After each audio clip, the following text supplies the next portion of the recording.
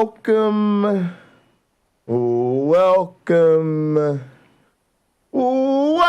everybody to another edition of Hot Program. I am your host with the most, all the way from the East Coast.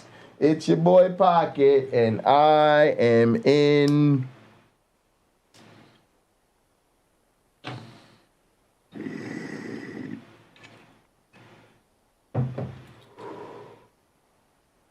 airplane mode, and I am joined by a man who puts the pass in Passover. Hard pass. For the holiday season, that's a man who needs no introduction.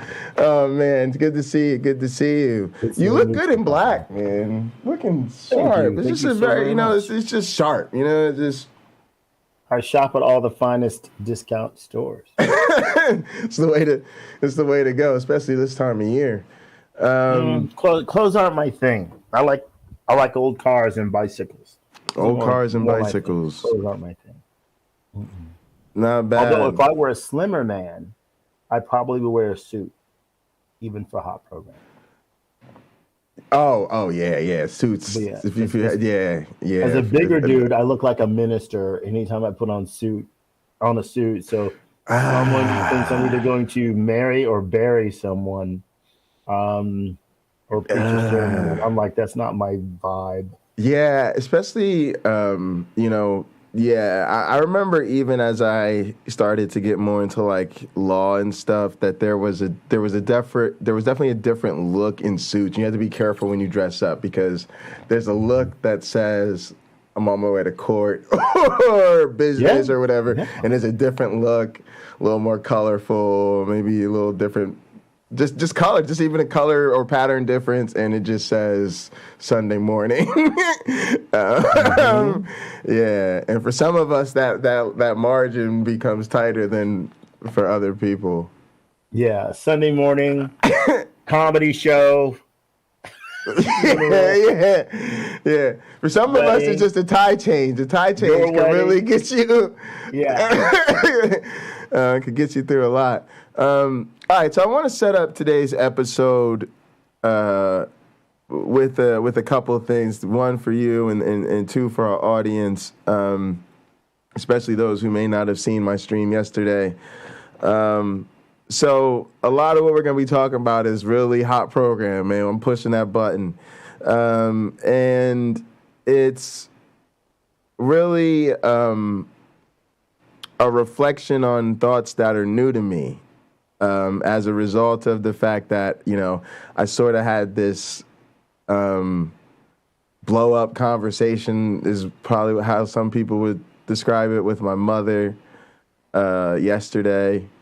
So basically what happened is a friend of mine had an experience where they went to visit a loved one in the hospital. The loved one ended up, wanting to, watch some TV as they were trying to fall asleep, get some comfort, certainly. Loved one wants to stop on a channel of a very famous preacher. My friend goes along, our friend, some of you know probably too, a friend goes along with the program literally just to be a good one, especially somebody's literally on their deathbed in this instance. But preacher mentions some weaponized stuff, and that's content we can mention. So let's just say a little bit of denying evolution, a little bit of it's Adam and Eve, not Adam and Steve. Okay. So then our friend feels like, okay, this is uncomfortable for me.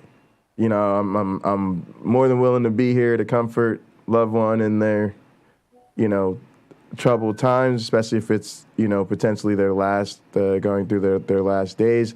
But at the same time felt the need to speak to some other members of their families their family, like, hey, science is good to go. I just feel the need to say something about what I just went through, right?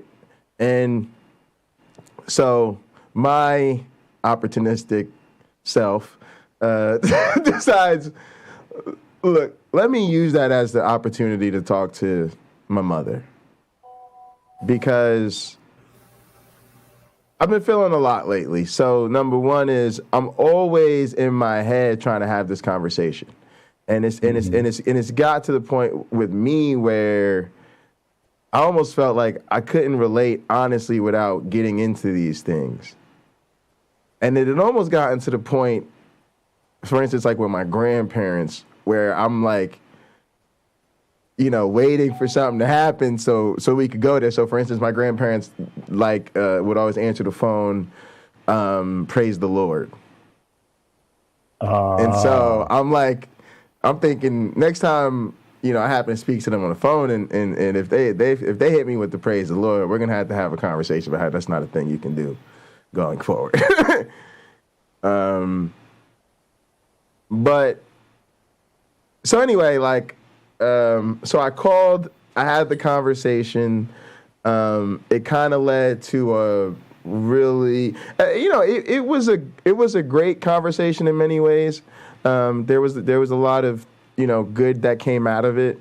But it was a difficult conversation, and it was certainly a very heated conversation at points on both sides. So I want to just say out the gate that's going to be what sets the stage for a lot of this. And the other thing I want to get out there quickly before we jump more into it is that the question of the day, which I'm going to put into the chat, is, do you self-identify as an atheist? And I told people to be very careful. It's a tricky question. It's one of them teachers, one of them single question finals that you're like, it seems too simple, too easy at first. And we've gotten a couple of interesting responses. I remember Cameron said no, which was very interesting. Right, because there's a difference between are you an atheist versus do you self-identify as an atheist. And so that was one of the nuances that I was hoping people would get. And I certainly think he did. And the other thing is, a lot of this has led to a conversation because my mom kind of came out swinging in the sense of, well, what is it you want? Do you want everybody to become an atheist? And I said, honestly, yes. And then I made it clear, like, I wouldn't make that a policy. I wouldn't force that on people.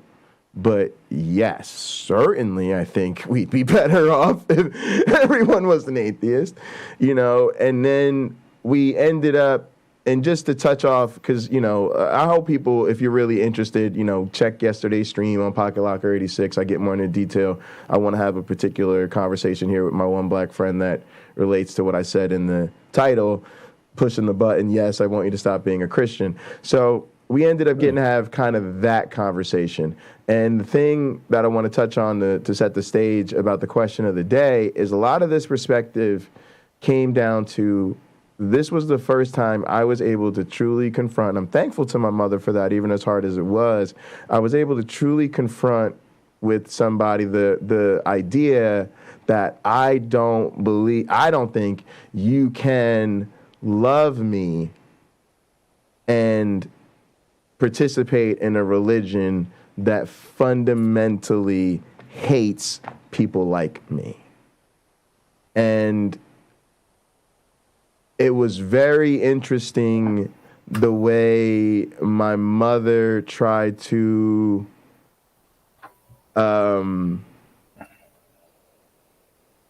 reconcile those two things and find her. And I found a lot of those is what really led to the blow up, because I found it, to be honest, it brought out a side of my mother that was very, I don't want to say disingenuous, but playing out of a disingenuous playbook.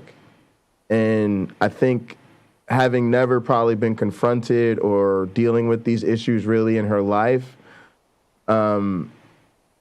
really just wasn't up to the task. And so, that part of it was very difficult. But anyway, the point here is to say, I genuinely believe that one of the fundamental aspects of Christianity in particular, and most of the, if not all the Abrahamic religions at least, is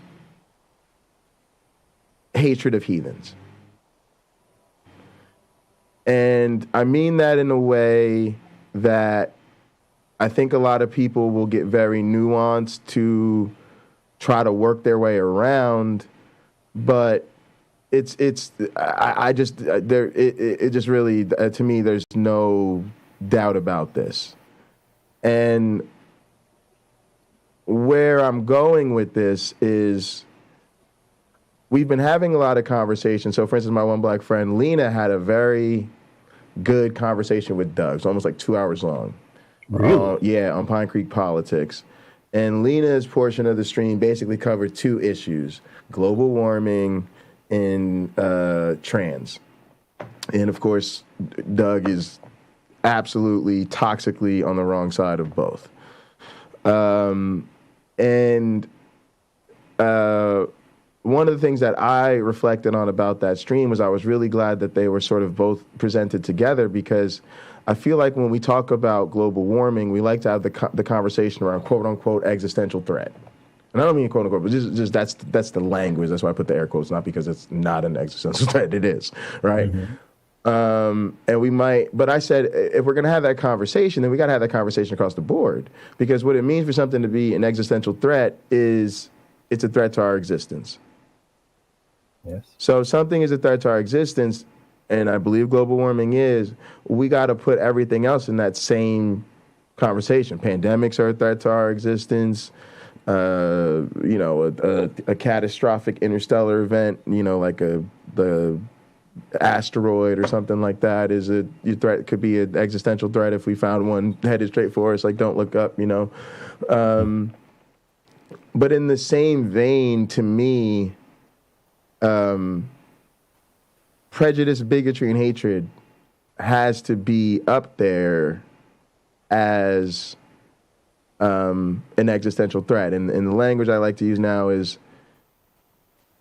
there's no good in fixing all of these things that are your fill in the blank for such and such fill in the blank is a threat to our existence, if me existing is a threat to my existence already. So what good is it for you to stop the asteroid that's headed for me, or make sure, my great grandkids have, a safe, sustainable planet, if when I walk out my door, I am under threat because I decided to walk out of my door. Mm-hmm. So right up there then with the list of existential threat, if you're going to put climate change on the list, hatred and bigotry against LGBT people, boop, right up there on the same list, because it's a threat to their existence. Matter of fact, it's one they've got to take care of right now, right?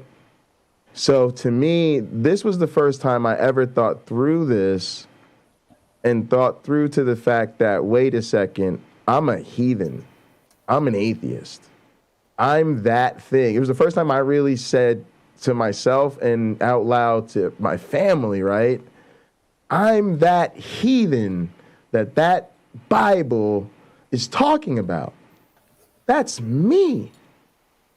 And then I connected it to, wait, if I'm going to say racism is an existential threat to black people, people of color, and bigotry against LGBT people is an existential threat to our LGBT fam, and anti-Semitism is an existential threat to, our Hebrew brothers and sisters, on and on the list, then I have to say hatred against non-believers is a threat to our existence.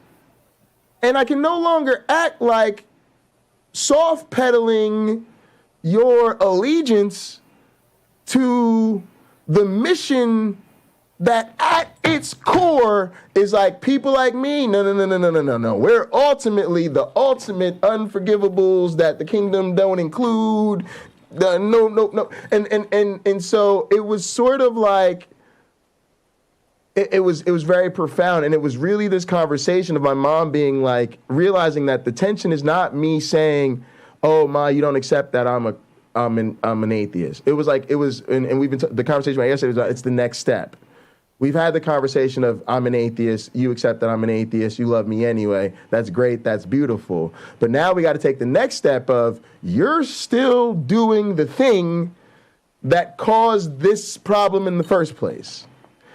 And so that was the conversation we had, because she's now realizing, okay, I'm telling my son I don't hate him, but now he's telling me, well, this is a problem, and that's a problem, and that's a problem, and that's a problem. And she's realizing she's not willing to let go of any of the things that are problematic.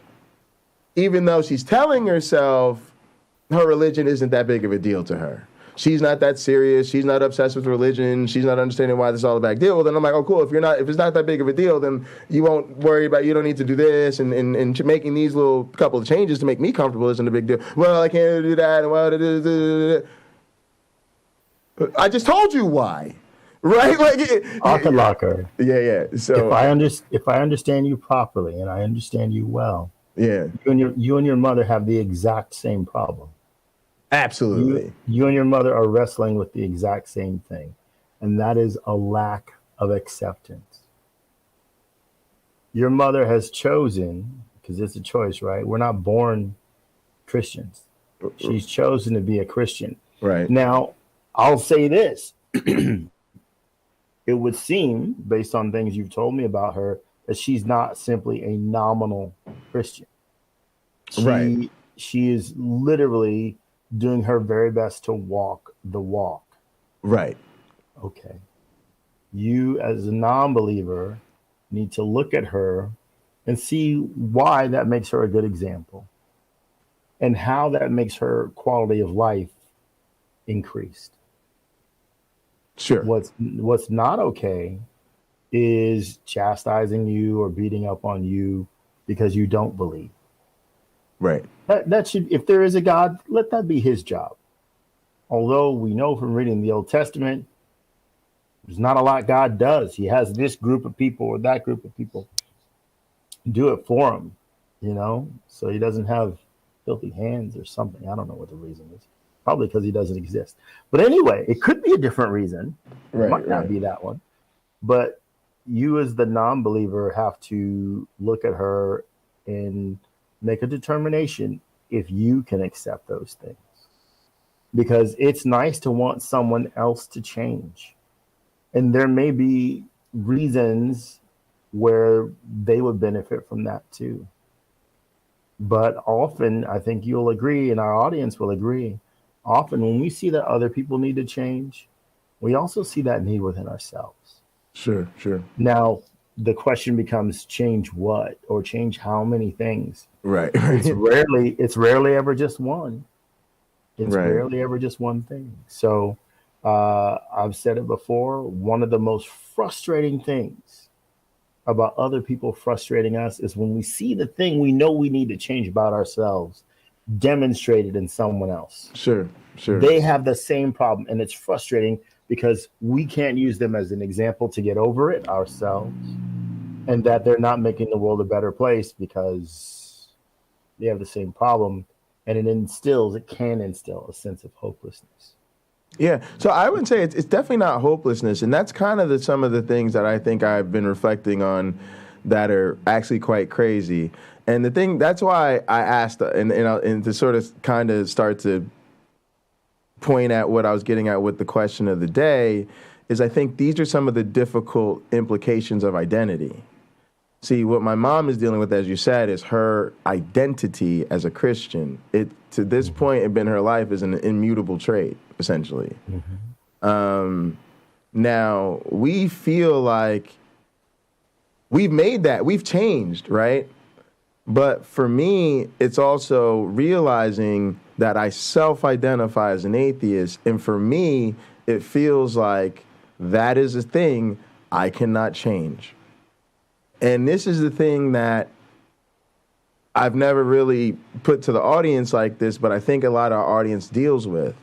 They may want to go back to the faith or the fold at some point, right? They may be dealing with the fact that their family really loves them, but does genuinely believe or genuinely wish for them to come back or pray for them to come back, right? But at some point for me, it felt like I have to deal with the consequences of being an atheist. And some of those consequences, at least in the way my life is currently situated, are ugly. And they're going to be ugly. A big part of my stream yesterday was saying, this is not safe. That's why I was telling my audience, come over here and join me. Dude, if you want to get like me, do what I do. But man, let me tell you, it's not safe, right? But at the same time, it was crazy because I'm going to tell you guys how I feel about my mother. I feel about my mother the way probably Uncle Bobby and a lot of y'all feel about yours. Like, my mother is the best human being to ever human being, right? And at the same time, I feel like I let that human being have it. And in a way that is literally beyond my imagination, I have no regrets about it because she absolutely deserved it. And beyond that, it was necessary for us to finally for her to finally hear and understand what type of pain this thing has really caused in my life. It was like, if you want to know me, you have to understand what this has really done and the hard place that we find ourselves in. And it was finally her realizing, because it's like the first day she was in the hard place, and I'm trying to get her to realize, I've been in this hard place the whole time. And I'm always going to be in this hard place until something changes. And to get at what you're talking about, to me, like acceptance, to me, there is no acceptable form of Christianity. And that's not a way that everybody in our audience or even you might feel, but it was the first time I've really accepted that in my life personally, there's no acceptable form of Christianity. And it's going to be really difficult to deal with the implications of that going forward. I'm writing something down. Acceptance with forgiveness at the ready may be needed more than your opinion. I think that's something. Here's what's really interesting about that. She asked for my forgiveness. Just so you know, I'm not gonna cut you off. I won't give you more information. She asked for my forgiveness, and I gave it to her, and I told her that's not the issue.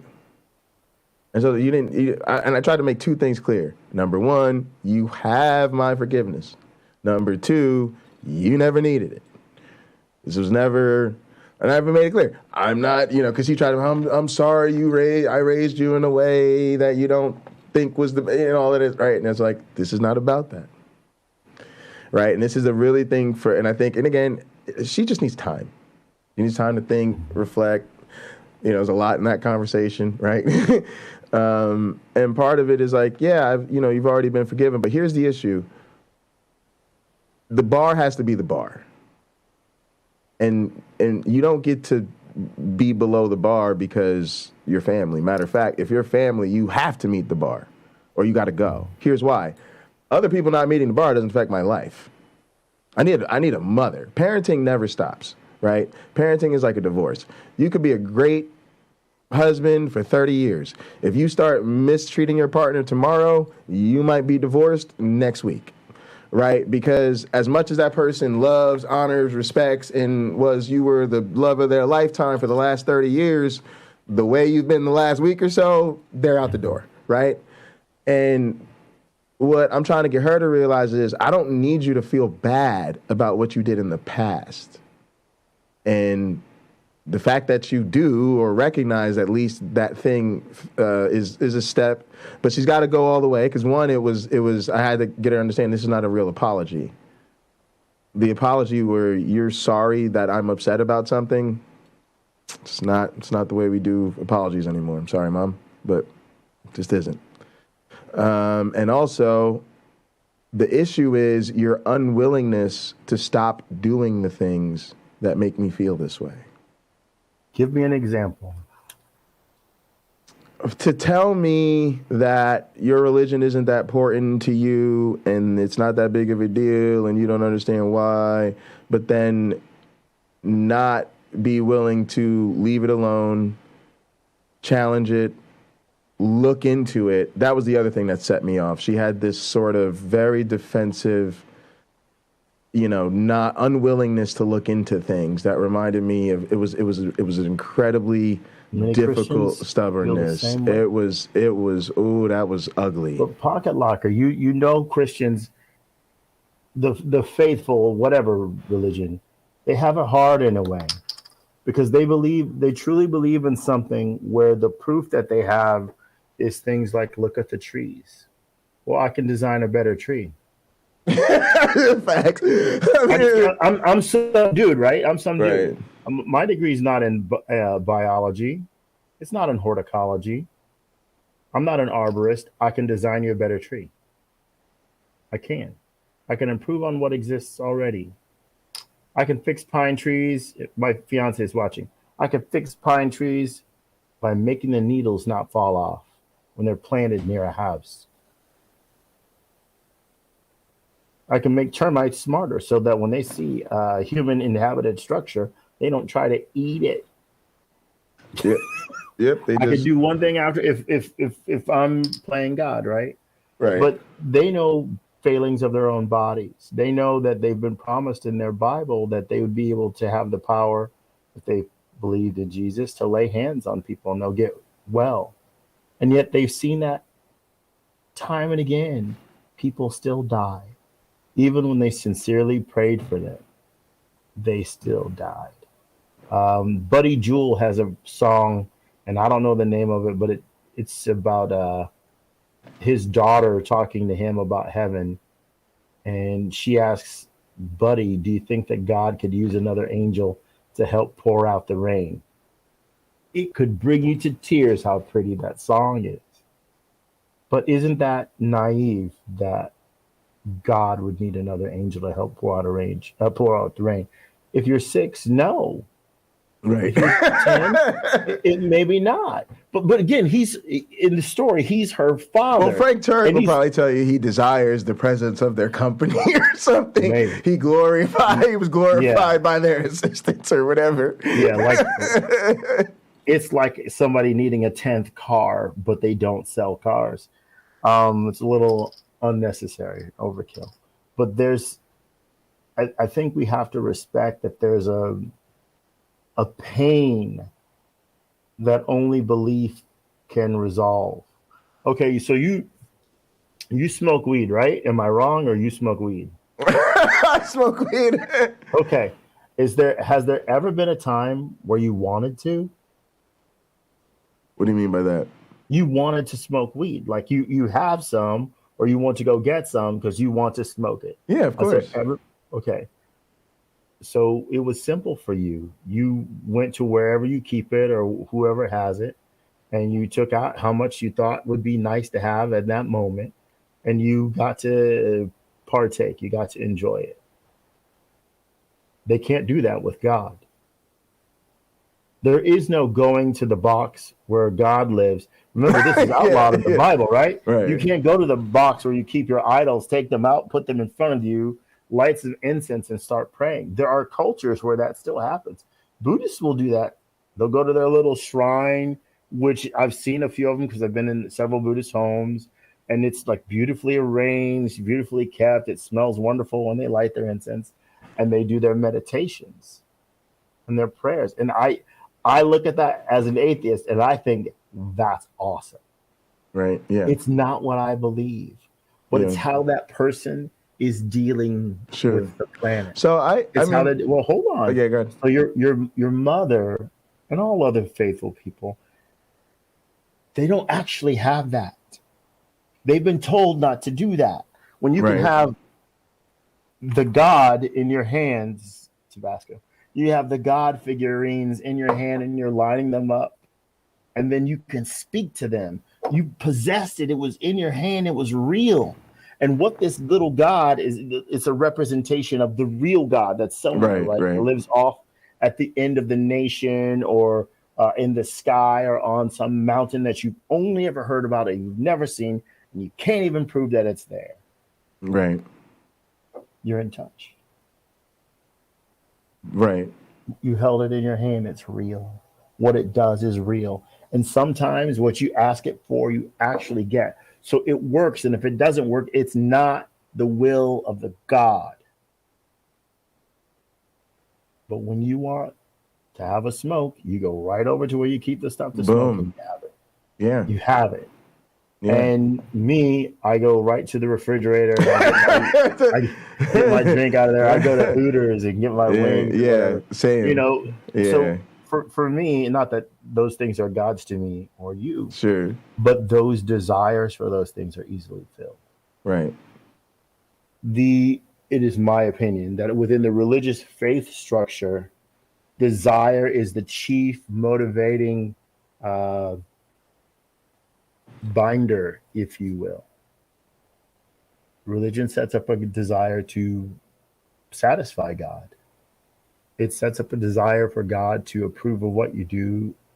It sets up a desire for God to essentially desire time with you in eternity. You know, there's a place for you prepared there. And as beautiful as heaven may sound, they actually want to go. Just not so much that they're ready to die here. There are people who would demonstrate that. Sure. You know that, right? But most people wouldn't. They wouldn't. If you can go to heaven right now, you can stand outside a church and ask them, if you could go to heaven right now, would you? Yeah. So I think all this is not judgment. Heaven, directly there. Would you? No, hell no. Of course not.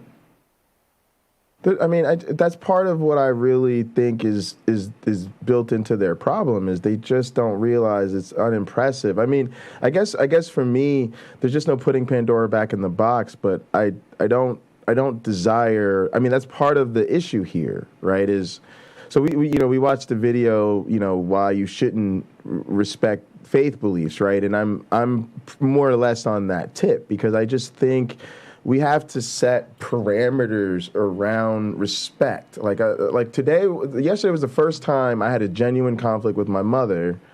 And again, hang in the asterisks, I think my mother's the most amazing human being to have human being, like most other people do. We don't have a bad relationship. But she's got this toxic thing in her life. And yesterday was the first time I poked directly at it, because she demanded that I talk about what all this has to do with Wanda and Jason. So we finally talked about what all this has to do with Wanda and Jason. And so I felt like she just had to, we both just had, it had to happen. The way I describe it is, you got to rip off the wound. You got to rip the Band-Aid off. And sometimes what you realize when you rip the Band-Aid off is, you know what the mistake is? It wasn't the mistake that there was something happened, you cut yourself and put a Band-Aid on it. The problem is we left the Band-Aid on it, which means it never got air, it never got oxygen. Now it's got infected. Now that infection is festered, right? Now you got inflammation. Right? We got all sorts of problems to deal with. But guess what? Even so, the right thing to do right now is rip that damn Band-Aid off, because we ain't going to be able to address none of this until that Band-Aid comes off. And so that, to me, felt like the necessary evil that just has to happen. Like, my one black friend, I love you. I think you're a really nice guy.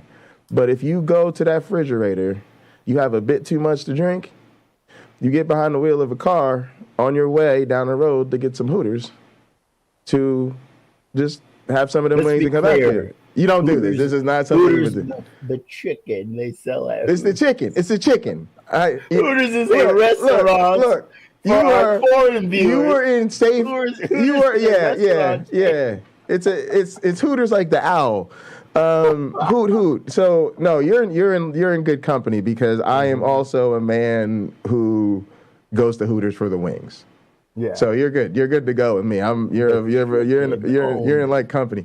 But no, seriously, it's like if you have too much to drink and somebody gets hurt as a consequence of that, right? Like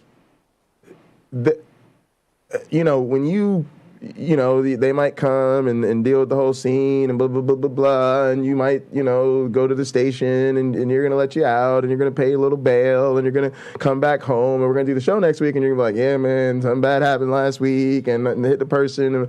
And so we all know you're going to be fine. Like, we're still going to be friends. You're going to be cool. Everything grow, right? But there is some really uncomfortable something coming, right? You're going to get a court date. You're going to have to stand in front of the judge. The judge is going to issue potentially some consequences. There's a minimum, there's a maximum, right? And you're probably going to get the minimum. You may not even get that because you're a first-time offender, blase and flavonoids. But that's how life works. And my family, I hate to just be this candid with the audience, my family doesn't deserve your sympathy about their Christianity. They just don't. My family is the problem. If you have a problem with Christianity, I'm being honest with you, my family has to be that. They are the otherwise good, reasonable, blah, blah, blah, blah people who never had a blah, blah, blah, blah, blah, blah, blah, blah, blah, blah, blah, blah. But they are the cult leaders. We're the choir. We wrote the album. Everybody in my family sings, plays an instrument in church, has been a gospel music artist, played for gospel music. I mean, and for us, it has been the core. It has dominated everything. There's never been a family get-together in the history of priesters to not be centered around Jesus. It has been used in all types of ways. We have alienated the LGBT members of our family. We have alienated anybody that was too ghetto for us and didn't want to come to the church and blah, blah, blah. Like, they don't deserve your sympathy. Now, here's what they do deserve. Because of what you said, they never had a chance and they're doing the best they can and they're really great, blah, blah, blah, blah. You got to give them a chance. They deserve a chance. They're good people. They deserve a chance, right? But they got to be given that chance, and then we got to see how they respond to that chance, and then that determines where we go from there. Because what we can't do is keep telling people, well, you were indoctrinated in a thing. It's not your fault. But go ahead and keep on doing your little indoctrinated two-step. Ignore how it hurts the people around you, including your own family members. And since we don't want you to be uncomfortable, we'll all continue to be uncomfortable so you don't have to be. To me, that is not the acceptable solution. And here's what people have to remember. Wait, isn't that what you're asking your mother to do, though? What do you mean? You're asking her to be uncomfortable so you can be comfortable. There's a difference. Yeah, but there's a difference. That's what I'm getting at. You said yeah. Yeah, but there's a very fundamental difference that to me we have to get at. It just comes down to right and wrong. This is a situation it's like I said. Once the war is started and we can't unstart it, discomfort ensues. So I'm already feeling attacked. So I can't push back from my position of needing to defend myself without you being uncomfortable. You have to feel like you lose ground because I've already been violated. Now, what happens is if it turns out that you put me through discomfort because I needed to grow, because I was doing something wrong, then you're good to go, right? It's just like in my life, I've had to acknowledge, hey, Jay, you know that night you spent in jail? Yeah, that sucked, didn't it? But guess what happened before that? You broke the law. Yeah, remember that other time when you got sent to the psych ward and you had to live under observation and literally they took your freedom away? Yeah, that's because remember you did this and you did that. Yeah, that's called being way out of order. So what happens is people calling people and then people come and get you right. So we gotta stop. Like the Christians are, we wouldn't, I hate to say this, we would not be here. We would not be doing this show if we were not atheist. The reason it's like Christian Walker, right? Herschel Walker's son. He said, the reason I get in here and talk about fatherlessness every day is because it affected my life. We would not be here talking about Christianity if it wasn't the Christian family and friends we have did something to us that impacted us so deeply. It is something we made a YouTube channel about to support other people through that experience.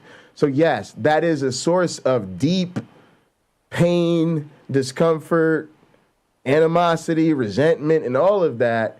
And sometimes that then has to be felt by the other party, in my estimation, simply to make them retreat.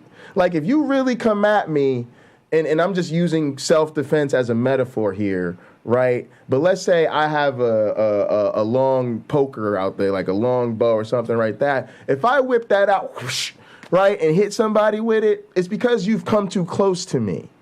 And you intend to do me harm, and I need to now make you sting a little bit so you back off, right? And the thing is, I never do that. Like Uncle Bobby says, I never flip out at somebody. I never run somebody down for saying, good morning, Jason Bundy, how are you doing today?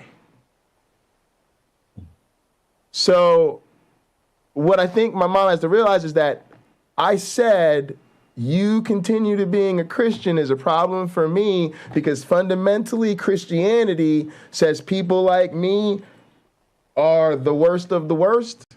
That is just, in fact, the way it is in the real world. I'm gonna say to you what I'd say to your mother. Prove it. You go to the Bible and you show me where it says. I was super happy to. I tried to go right there, and as soon as I did, she didn't want to hear. I want you to do it. I'm talking right now. You're talking to me. For God so loved the world, He sent His only begotten Son, so whosoever shall believeth in Him shall never perish but have eternal life. Okay, how's that hateful? The only people who get the eternal life are the people who believe in Jesus. I've said this before on Hot Program. Christianity sets the bar exceedingly low. The standard to become a Christian is extremely low. Does it say that you have to pass a test to get into heaven? Nope. You have to be a certain color? Nope. Do you have to be cool? Nope. You have to have a certain kind of camel or donkey or horse? Nope. You have to be of a certain ethnic group? Nope. You have to believe. It sets the bar extremely low. You're not required to be, it doesn't require the believer to hate you. It's not required of them.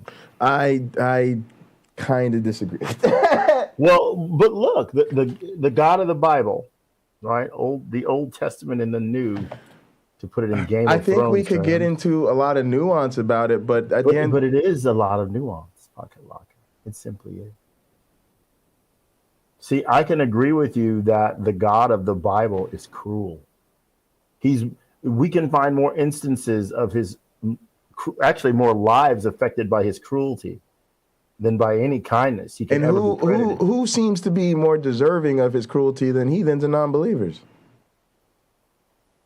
No one's deserving of his cruelty. No, but who does the book seem to demonstrate as being more deserving of his cruelty than any others? I'm smart enough to know the propaganda when I'm reading it. Okay, not everybody sees it that way. And I get that. And here's what I'm identifying myself as. Person who just ain't gonna go there anymore. Don't care anymore. I just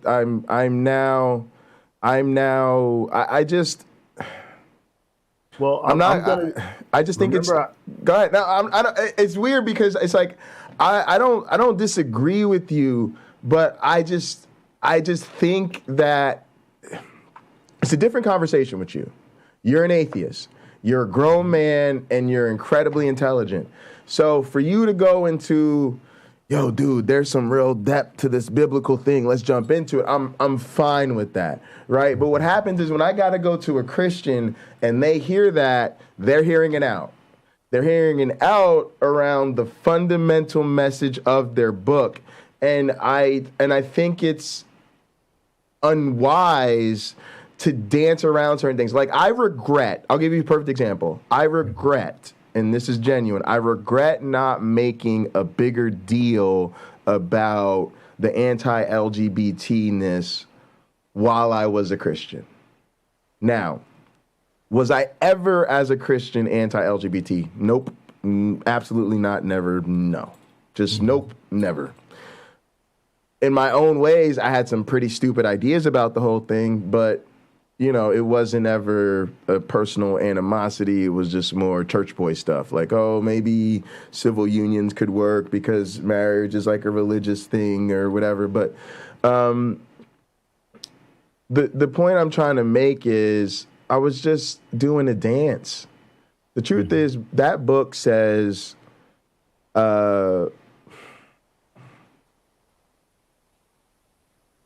a man to lie down with man as he does a woman is an abomination. Or that's how most people interpret that particular passage. This is for a man to lie. Okay. Yeah. Yeah, right, to lie, right. It's probably not talking about fish stories like the fish I caught was this big. Right, yeah. And so for me, it's very obvious what the impact of that teaching is on our world. It's clear as day.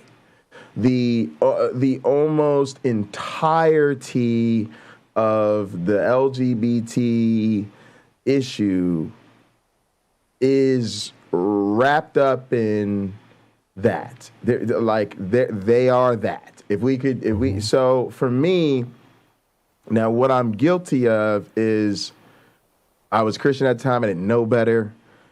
Christianity was comfortable to me at the time, and they weren't coming for me. As long as I had a flavor of Christianity where they weren't coming for me, then, let's still have the discussion and blah, blah, blah, blah, blah, blah, blah, blah, right?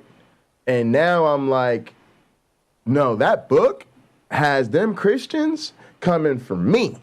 And what everybody is telling me is, well, no, you see, they don't really have to interpret that passage this way. Many of them don't, blah, blah, blah, blah, blah, blah, blah. But what they're doing is what Doug does.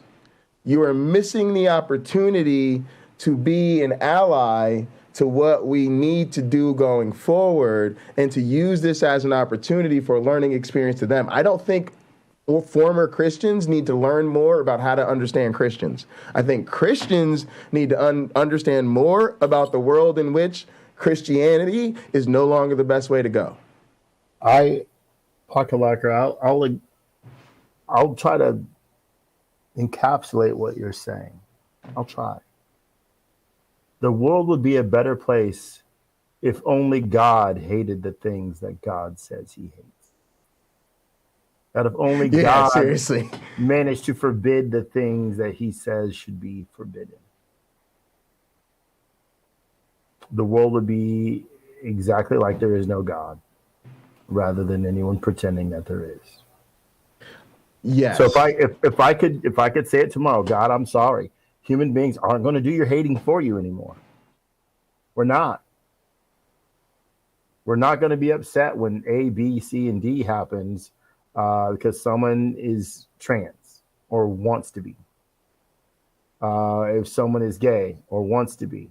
We're not going to be upset if someone is a non-believer or they have another faith. We're not going to be upset about it. That is your job. It's 100% on you how that person will be dealt with, punished or not. Down here, we're going to conduct ourselves in a respectful, loving manner. If you have a problem with that, you can wipe us all out. But do it quick. Yeah. I mean, I'm 100% with that. It's an incredibly. It will never happen. It won't.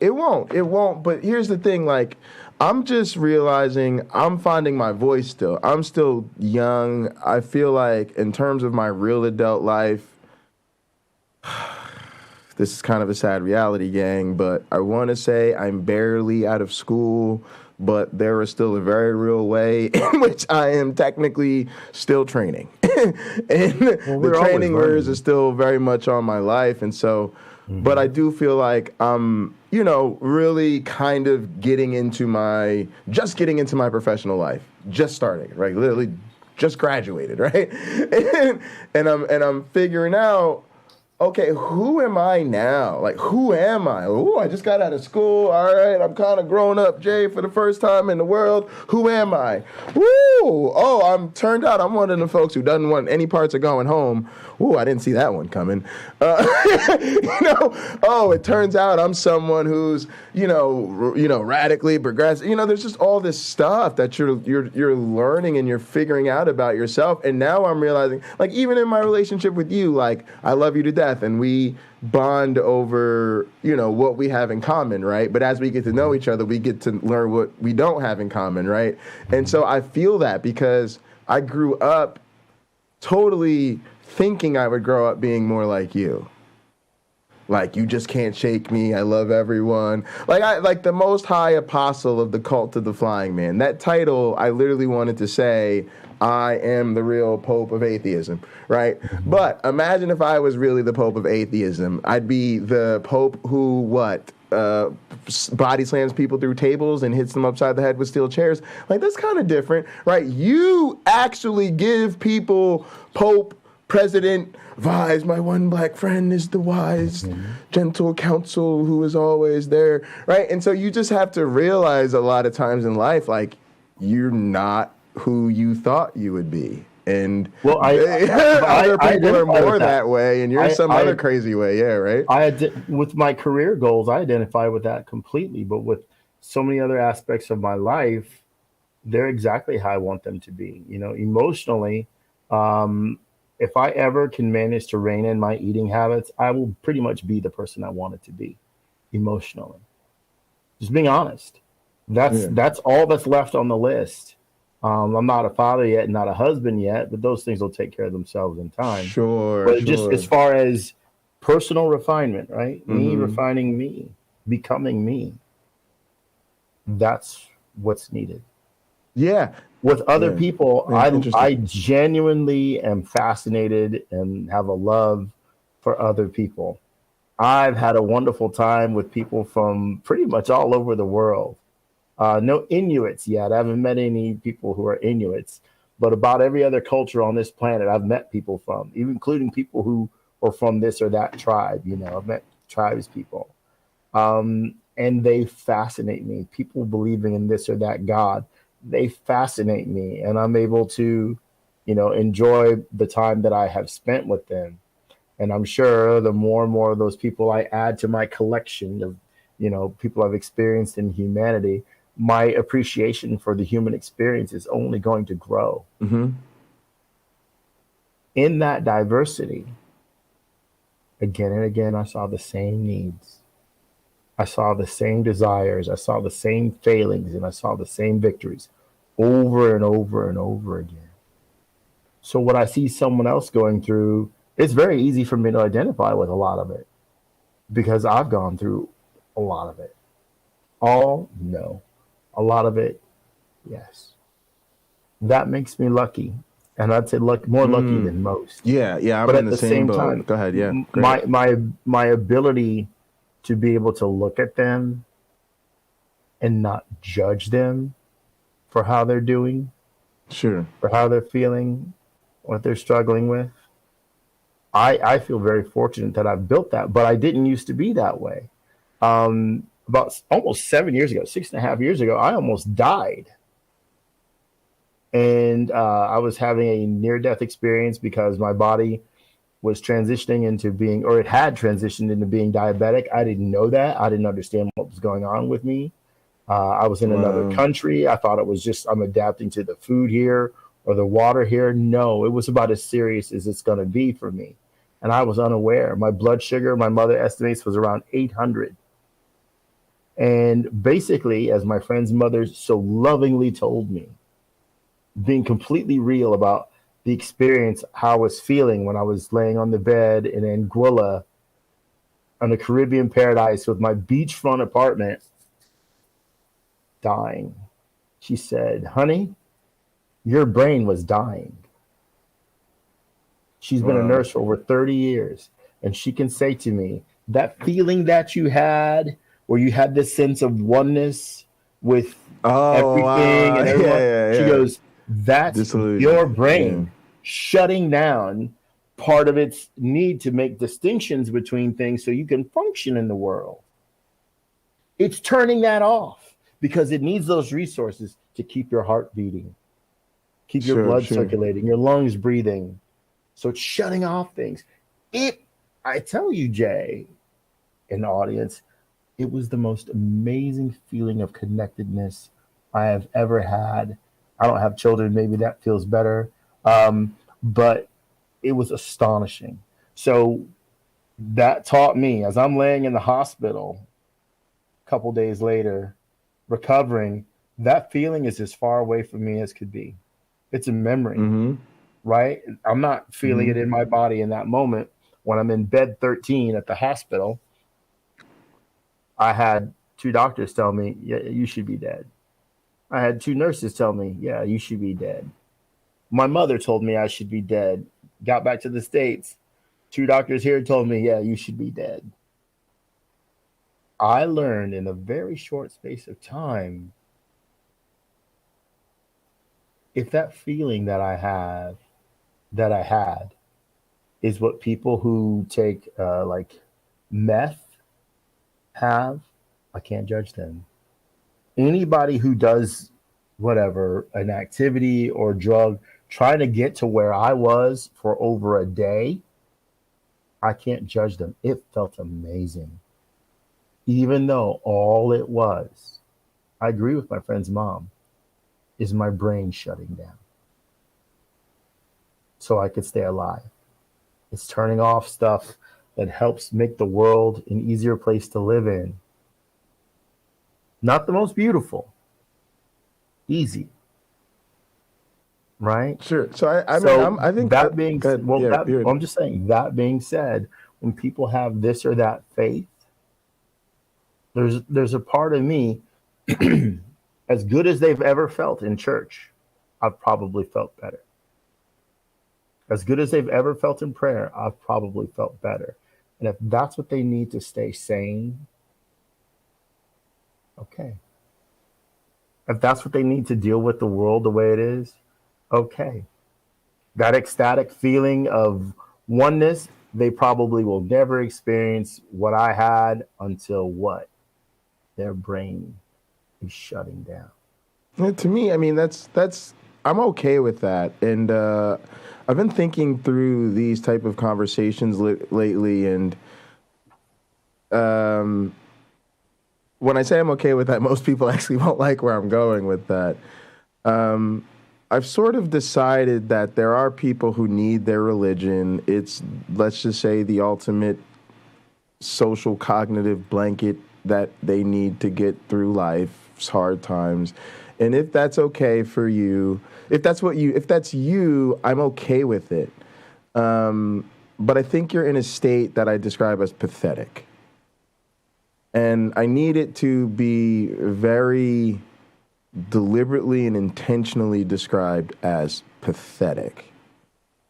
Because you're in a state where our empathy and sympathy for your current condition has to overwhelm all other factors. So the example I gave is, you see a person who, let's just say seems destitute to you.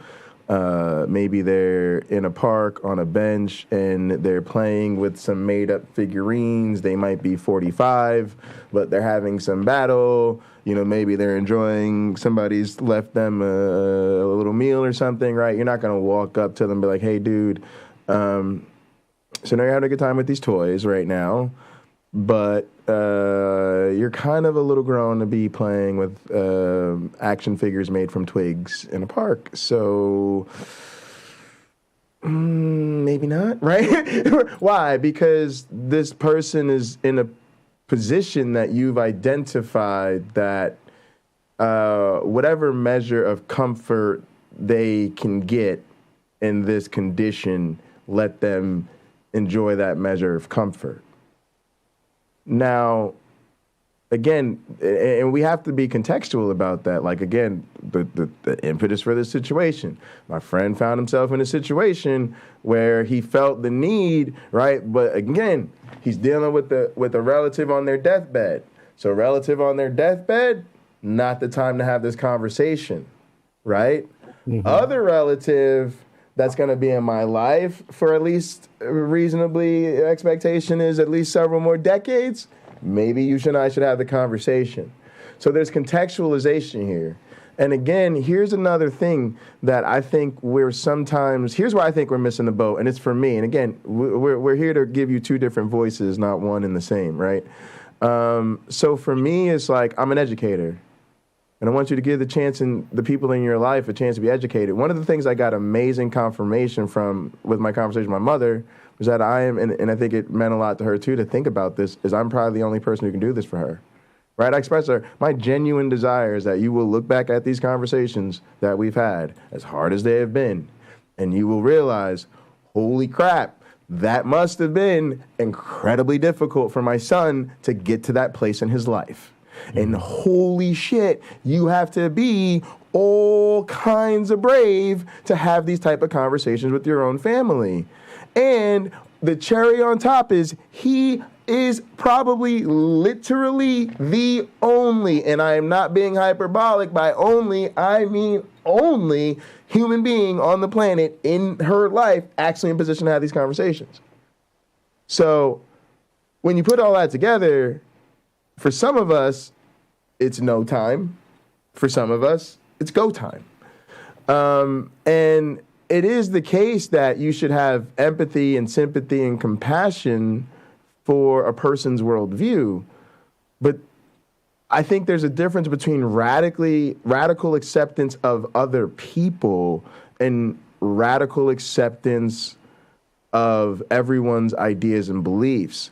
And part of my bias is, as an educator and a scientist, it's really important to me that we make this distinction where everyone is acceptance, but there's a marketplace of ideas, and that's what I mean by there's no acceptable form of Christianity. And it might be, and for me, let's be clear, it's the same thing about all religions. Now, if I go to a friend's house and that friend is participating in some, let's just say, foreign religious ritual to me that I'm not familiar with, I'm not going to be like, yo, homie, I don't do this. I'm like, oh, friend, thanks for inviting me. Happy to, oh, cool, we're doing a rain dance. Oh, it's rain dance time. Let's do it, baby. Right? Because now's not the time, right? But if he wants to kick it to me, over lunch about how I really feel about these things, then now we're going to have the conversation about why I don't really believe dancing is going to influence weather patterns.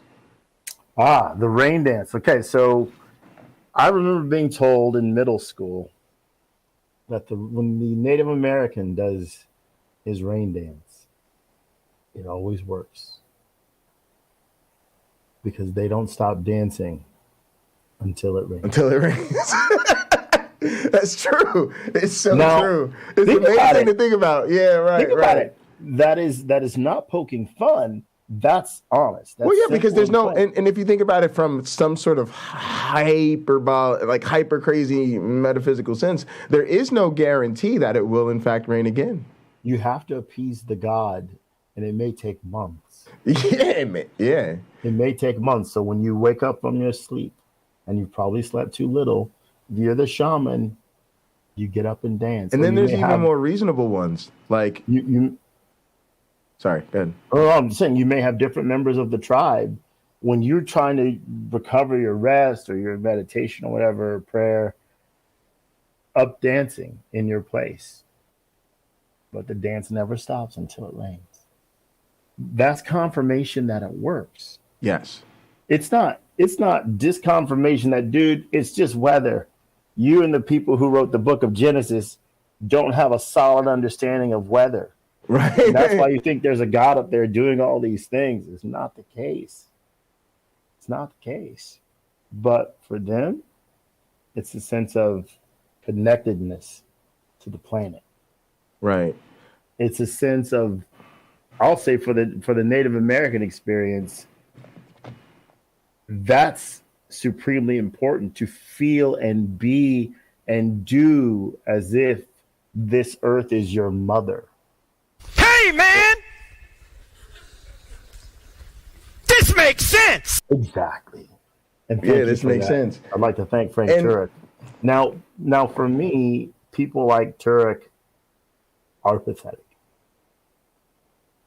He knows better. He knows better. But again, that's how he makes his living, being a person who can stand up and badmouth atheist. I actually replied to him something he wrote on the tweeters. I don't understand how to use Twitter fully. Yeah, I'm not gonna find what I wrote to him, I don't think. But he was talking about something Gary Habermas had written. And as you may know, I have respect for Gary Habermas. Well, I have respect for one thing Gary Habermas said. But anyway, I'll just put my phone away. I don't know how to use it, but it was essentially rebutting something he said. Obama. Not about Obama. But anyway, whatever. Maybe one day we can have a cavalcade of Frank Turek comments, and I can rebut those one by one using his own Bible. Not a bad idea. So yeah, I think the interesting thing to think about here is this is the thing a lot of people have to deal with. I do think, and I know sometimes it may be hard for people to hear this, but I think a lot of times the people we find in our life,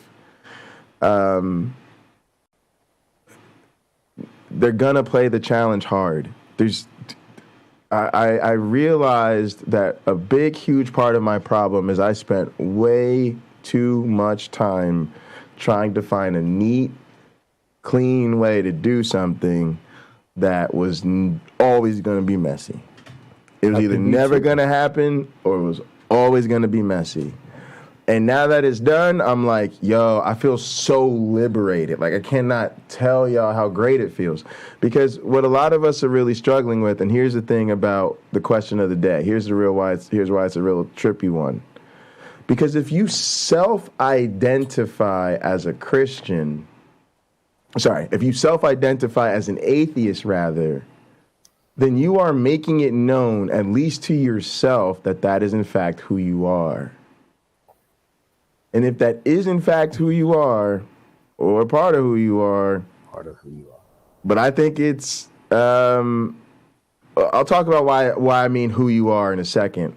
Okay. Then if there is in fact something that really does, I want to say threaten, but for some of y'all that's too strong of a word, let's just say problematic for people like you, then I think that self-identification should motivate you the way it would other aspects of a person's identity. And here are the two things that are making me think about that. Number one is a conversation I heard around politics where a certain political candidate was basically asked about how they go about what they do. This was a particular journalist. And she was asked about, the constraints of working with, so she worked to MSNBC. They're talk about the constraints of working in, the major platforms and all the constraints, and you got to do all these segments. And so, they're going on and on about, I've got to do segments to satisfy the donors and the big things, but I get to do my passion pieces and my pieces for the people and all this. And then when they talked about moving on and falling out over certain things, they were like, the difference is I'm mission first. And if you're mission first, then you let those other things happen because they might happen, but you're focused on the mission, not necessarily that job or whatever it is. So you just got to be on to the next thing you got to do to stay on mission. And the thing that they kept talking about was, because they were asked where you think everybody else is. So they were like, just try to make a difference in your life. Try to make a difference if, for people that and so it really had me thinking about being more influential in the micro platform rather than the macro.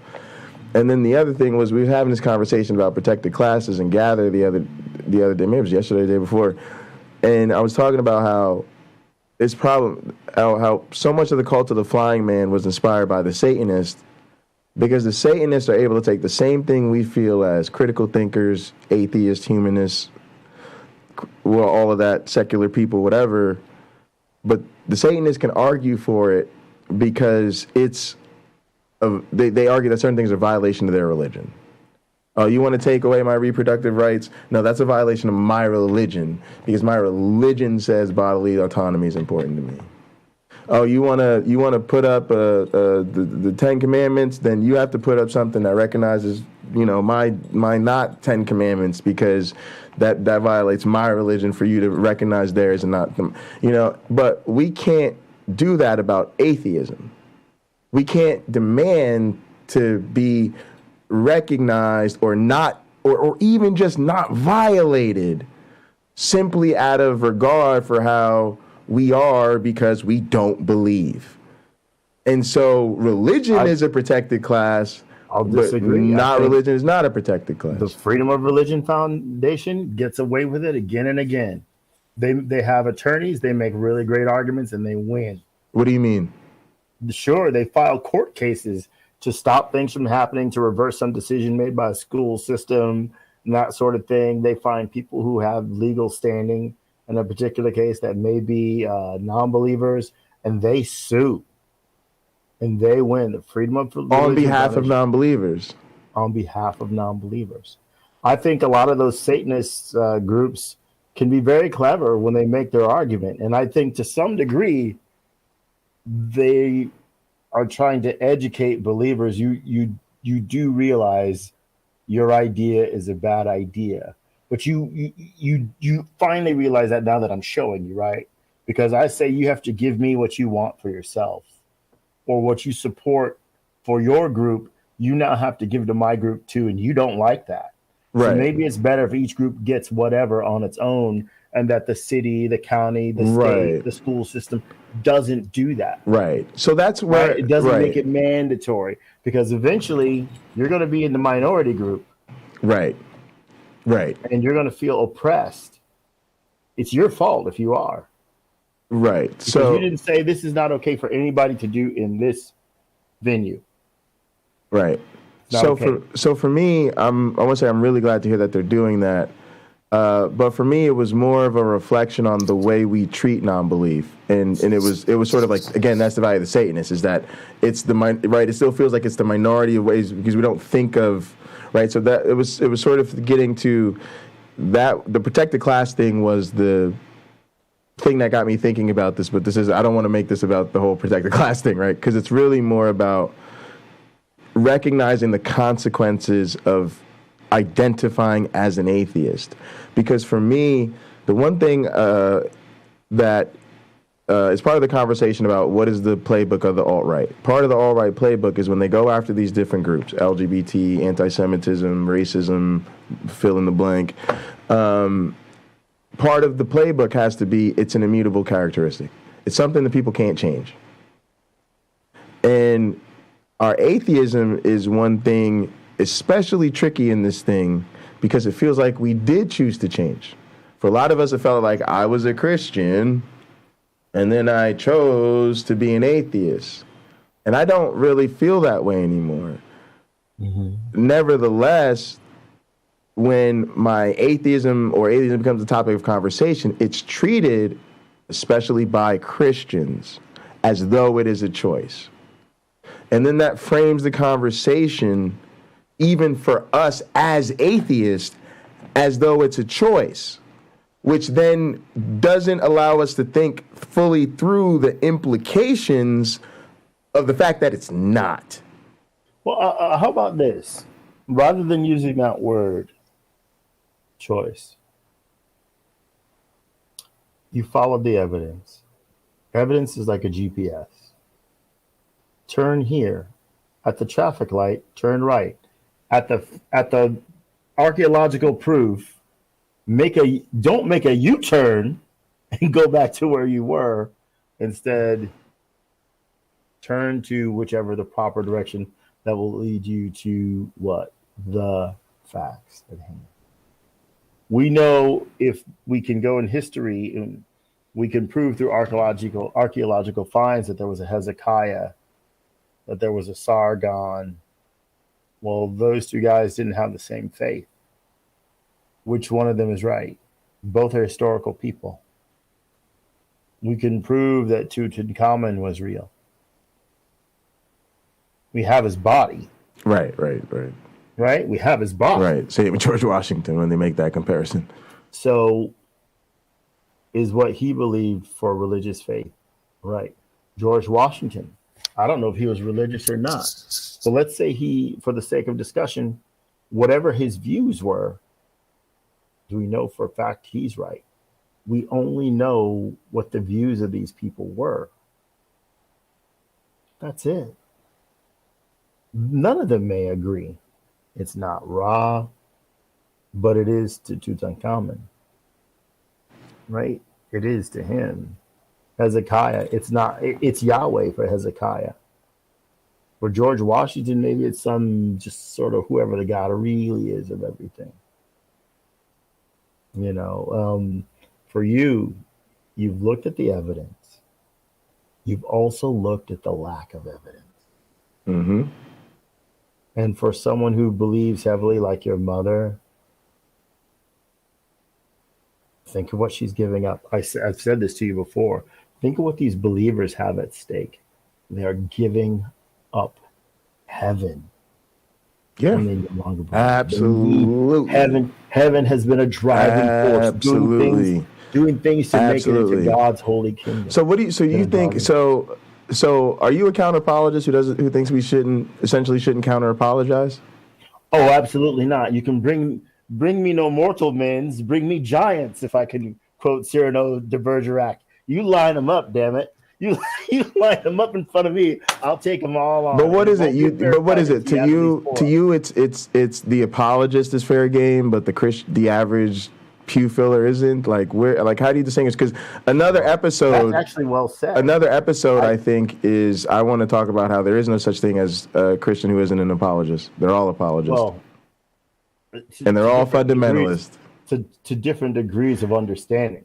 Yes, yes. So, like, I spoke about Scientologists on Hot Program because I've met Scientologists. I went to their celebrity center. I went to some of their events and stuff like that. I did the test with the e-meter, and also I've been around these people. I've had lengthy conversations with Scientologists. Right, you know what? They remind me of every other religion I've ever met. Absolutely. And sat down with the people who practice the Dojang.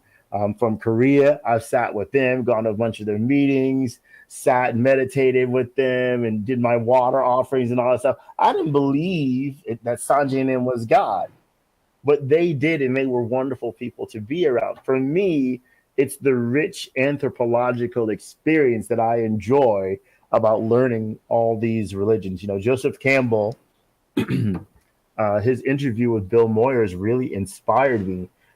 When I did believe in the Christian God, but it was like, look, it's not that you need to rule these other gods out, because you do, but it's the people you can't rule out. You can't discard the people. Seeing those African tribes dance for this or that, or tribes in Malaysia, or where's that other place? Thailand or something like that. Seeing how like tight they are and how they'll worship together and do stuff like that. It's amazing to me. I don't point a finger and ridicule at them. Sure. Let me. I need to take a quick break. Let me. But yeah, keep discussing this, and then I'll put the speakers on, and I'll discuss it with myself. Yeah, you put the speakers. No, on. This is good. Yeah, this is good. Okay, and if we have questions, I don't know where to look to find them. But anyway, I'll say for myself, I don't consider, like, my mother's a Christian. Not an apologist. My aunt is a minister. She is not an apologist. She and I can discuss what the Bible says and doesn't say 8 days a week, and we have a ball doing that with each other because there's no animosity there. It's okay. She's right. We have a powerful cumulative case. Yeah, William Lynn Craig. It's okay if my aunt is right, and it's okay if I'm right. And typically, I will, when talking with a Christian, I'll cite the Bible. Why? Here's why that's important.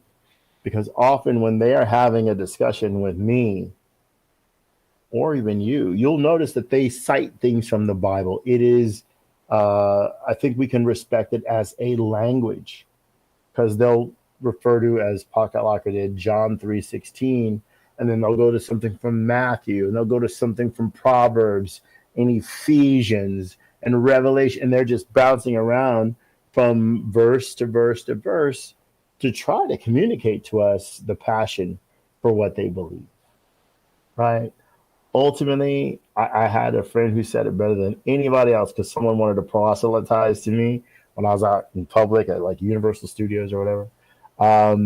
This person cares about your soul, and they don't want you to go to hell to burn for eternity. And they don't need you, she said, convincing them they're wrong. They're not ready to change. Hold on, my lights are going out in my office. So I don't know how to make the switch go off. Anyway, this is so uncouth, but I'm doing it anyway. So maybe the sensor picked that up. It didn't. But I think it's important to understand that we should know where the other person in the argument or discussion is coming from. We should understand that our interlocutors may be trying to win us for Christ or for Allah or for whomever else is out there. That may be the genuine force behind their joy, right? It may be the genesis of their experience, and they want us to feel that same love. They want us to enjoy that same community. And even though that we can see, right? We can go to their congregations. The other day when I was on a trip to New York, I saw some guys pulled over and they were on their knees praying. I don't know if they were facing east. I didn't have a compass in my car. I suppose maybe what I was witnessing is some Muslim guys who felt it was their prayer time and an observance of their God pulled over to the side of the road to take a moment from their busy day, right? Wherever they were going, and make that connection. A lot of times, I think a lot of Christian believers are trying to do the same with us atheists. They're trying to help us, right, make the connection. If the guy hadn't pulled the car over and they just kept going down the road, the rest of those other three guys in that car might have said, well, I'm going to pray anyway. I'm going to do my very best with what I got as the journey continues. But whoever was at the wheel found it appropriate to pull over so that they can be faithful. And that's okay. And maybe I should say that to Pocket Locker. Pocket Locker, I hope you watch this section again. You might have to pull over so your mother can be faithful. If that is indeed, if she's halfway being a Christian, like a nominal Christian, that's not on you, that's on her. And it's probably pretty darn hard to accept. But you can.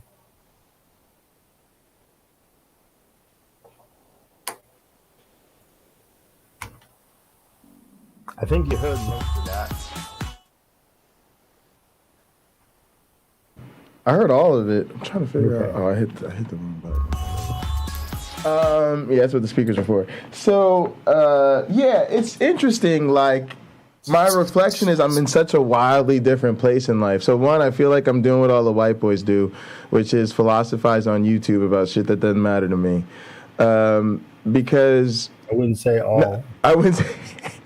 I'd just say no. I have this critique of like the some of the panel discussions we see, and we're just go, oh, what's the metaphysical nature of the ontology? Oh, like Ben Shapiro. I see Ben Shapiro that way. Like these things don't actually matter. What's up, Wayne? It's too terrifying. No. What everything you said about Gone was like actually spot on, and I completely agree 100% with everything you said. Right, but in a practical day-to-day sense of at least people who are my friends and family, I really don't care anymore. It's like and part of the reason I don't care anymore is because I've really realized that they don't care anymore. They don't care. Like the thing is, take it off the table. Take it off the table. No. But here's the other thing I was going to say about that too. Mm-hmm. There's zero chance of that. There's zero chance of that happening. Like it's definitely not going to happen. Well, my fiance knows like this is the most religion is the most interesting topic ever to me. I could listen to discussions on theology I actually do listen to them instead of listening to music. My truck that I'm building, I got these really nice speakers, and I hope. Okay, the lights went out. I hope that the voice quality of people giving lectures is still pretty good. Give me a second. I'm gonna put the program on speakers, and then I'm going to run. Yeah, all right. So hit the camera button real quick so that your camera turns off, and then hit the mic button. So there's just those two quick buttons real quick. It'll turn off your mic and camera, and then I'll wax till you get back. Will you be able to hear me or not? Can you still hear me? Yes. Okay. All right. Yeah. All right. So go ahead. You can go ahead. Yes. All right. So the thing is, we'll wax about this a little bit when I get back, but there's zero chance of this happening for me because how do I put this? It just doesn't matter to me anymore. I'm beyond the point of caring about the wins of a person's life and why they believe what they believe and how much their belief comforts them in time of despair and how they're really trying their best to love me, but they just are not in the place where they're ready to let go of I just don't give a shit anymore. And that's not meant to be disrespectful to them. It's just I'm at a place in my personal growth where, number one, I need to grow out of the coping mechanisms that caused me to retard and not be able to grow in the first place. And part of the reason I have no idea how to be Jason Bundy or who Jason Bundy even is at this point, and I'm damn near 40, is because my entire life I've been told, park Jason Bundy somewhere, don't really do what Jason Bundy wants to do, don't say it how Jason Bundy wants to say it, right? Because I've always had to first consider what will be the effect on the school, the church, the family, your mother, your grandparents, your father, your blah, blah, blah, blah, blah, blah, blah, blah, blah, blah, blah. Almost everyone in my life, and I do mean this sincerely, but in a way that I want to say lovingly and with grace, to a person, nearly, and I want to say that hashtag, not every person I know, but to a person, nearly everyone in my life has failed me in helping me learn how to take care of me first. Almost everyone in my life, to a person, has failed to see that I'm not the Superman they think I am. Nor do I want to be. I don't want to be the kindest, the best, the most graceful, the most intelligent, the strongest. I don't want to be any of that shit for anybody, quite frankly. Don't care. And I have to now take responsibility for learning how to live my best life for me. And the people in my life either need to get on board or get out of my life. And my family's toxic religion is long overdue for change or become strange. And so it's not that I don't think these considerations of the other person are really, I think they're spot on. There's nothing that I disagree with. I think they're all just commentary, and I hope our audience is realizing that it's what I said. It's why it's not safe. It's why it's hard. It's why this is dangerous. It's why it's going to be a difficult conversation. It's why it's a tough road to hoe if you want to go this way. But for me, none of it means changing paths, because the poison that I'm trying to get out of my life is itself the being compelled to always put somebody else's need before my own. And so even though I am, as I learn how to be more effective at taking care of myself, need to learn how to always understand other people's needs and situations so that I can more effectively relate to them, I can never, ever find myself again in a situation where I'm derailing me for them. And so with family and friends, it's like, look, for me, and this is the unfortunate reality, there isn't a way you can say you love Jason and then, sorry, son, I got to go so I can feed your grandfather who's preparing a sermon for his fundamentalist Pentecostal church tomorrow. Y'all have failed to get off this destructive path. And so it just is what it is. Like, so that, but that's just me, right? And again, that doesn't mean there isn't value to having these conversations. It just means, to me, you can only do so much understanding. And I think for most of us, we're in a place where we got to stop analyzing it. I remember when I was in the whole dating game and really trying to be a dating coach, one of the things that I had to do with people in that area of life was they were very much like us. They were really into learning everything they could about human relationships and learning the psychology, the sociology, all the theory behind how you, right? And, you know, at some point you had to say to them, bro, you just got to get out there and meet chicks, right? Because you end up with what we call analysis paralysis. And I would always tell people the greatest analysis paralysis you could have is fear of rejection. People would always tell me, what's your secret? I say, I've been rejected more than anybody you've ever met in your life. That's a superpower. Why? Because I've just accepted the reality of the propensity of rejection. So then I no longer have to overwork, overthink, overanalyze. How do I go about living in a way that avoids the rejection? I just accept avoiding rejection isn't possible. Let's get to it. Right? And that's where I'm at with a lot of stuff in my life. Is like, look, this is going to be ugly, but the truth is, and this is not for everybody. Some of you do need to sit down and think through where other people in your family are coming from. But what I'm saying is a lot of you've already done that. And we're talking about your family. So if we're talking about your family and friends, I'm going to just say a lot of times you do know them well enough. And you do know their beliefs well enough. And if you don't, then that is itself the problem. If you were my family and you've known me since before I was born, if you were around in the planning stages, and I literally can't take a list of 10 questions about Christianity and say exactly where you stand on each one of those 10 issues, then we really have an issue with how much you identify as a Christian, but people who have known you for literally 4 decades don't know where you stand as a Christian. So I just think that for a lot of us, the time of growth is never going to happen until the impetus for growth happens. What I'm saying is not everybody's going to take your class, but until people know you're offering your class, no one can enroll. Welcome back. Thank you. Chief thing to remember, there's a bit of criticism for you. For a long time, you've known that you are responsible for you. It is unfair of you to put that responsibility on anybody else. And I'll say this, even when you pay them to do that.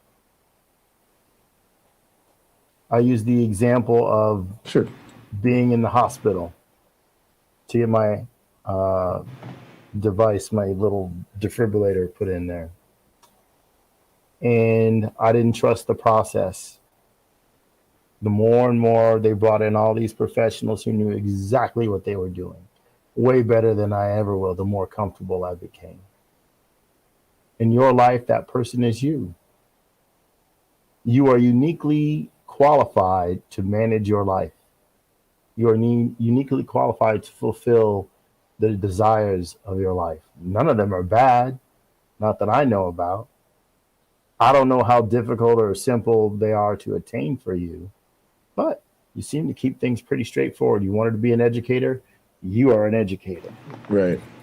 You wanted to be a broadcaster, you are a broadcaster. You're doing it right now. Yeah. I don't know how to do all this technical stuff. I just know how to click a link.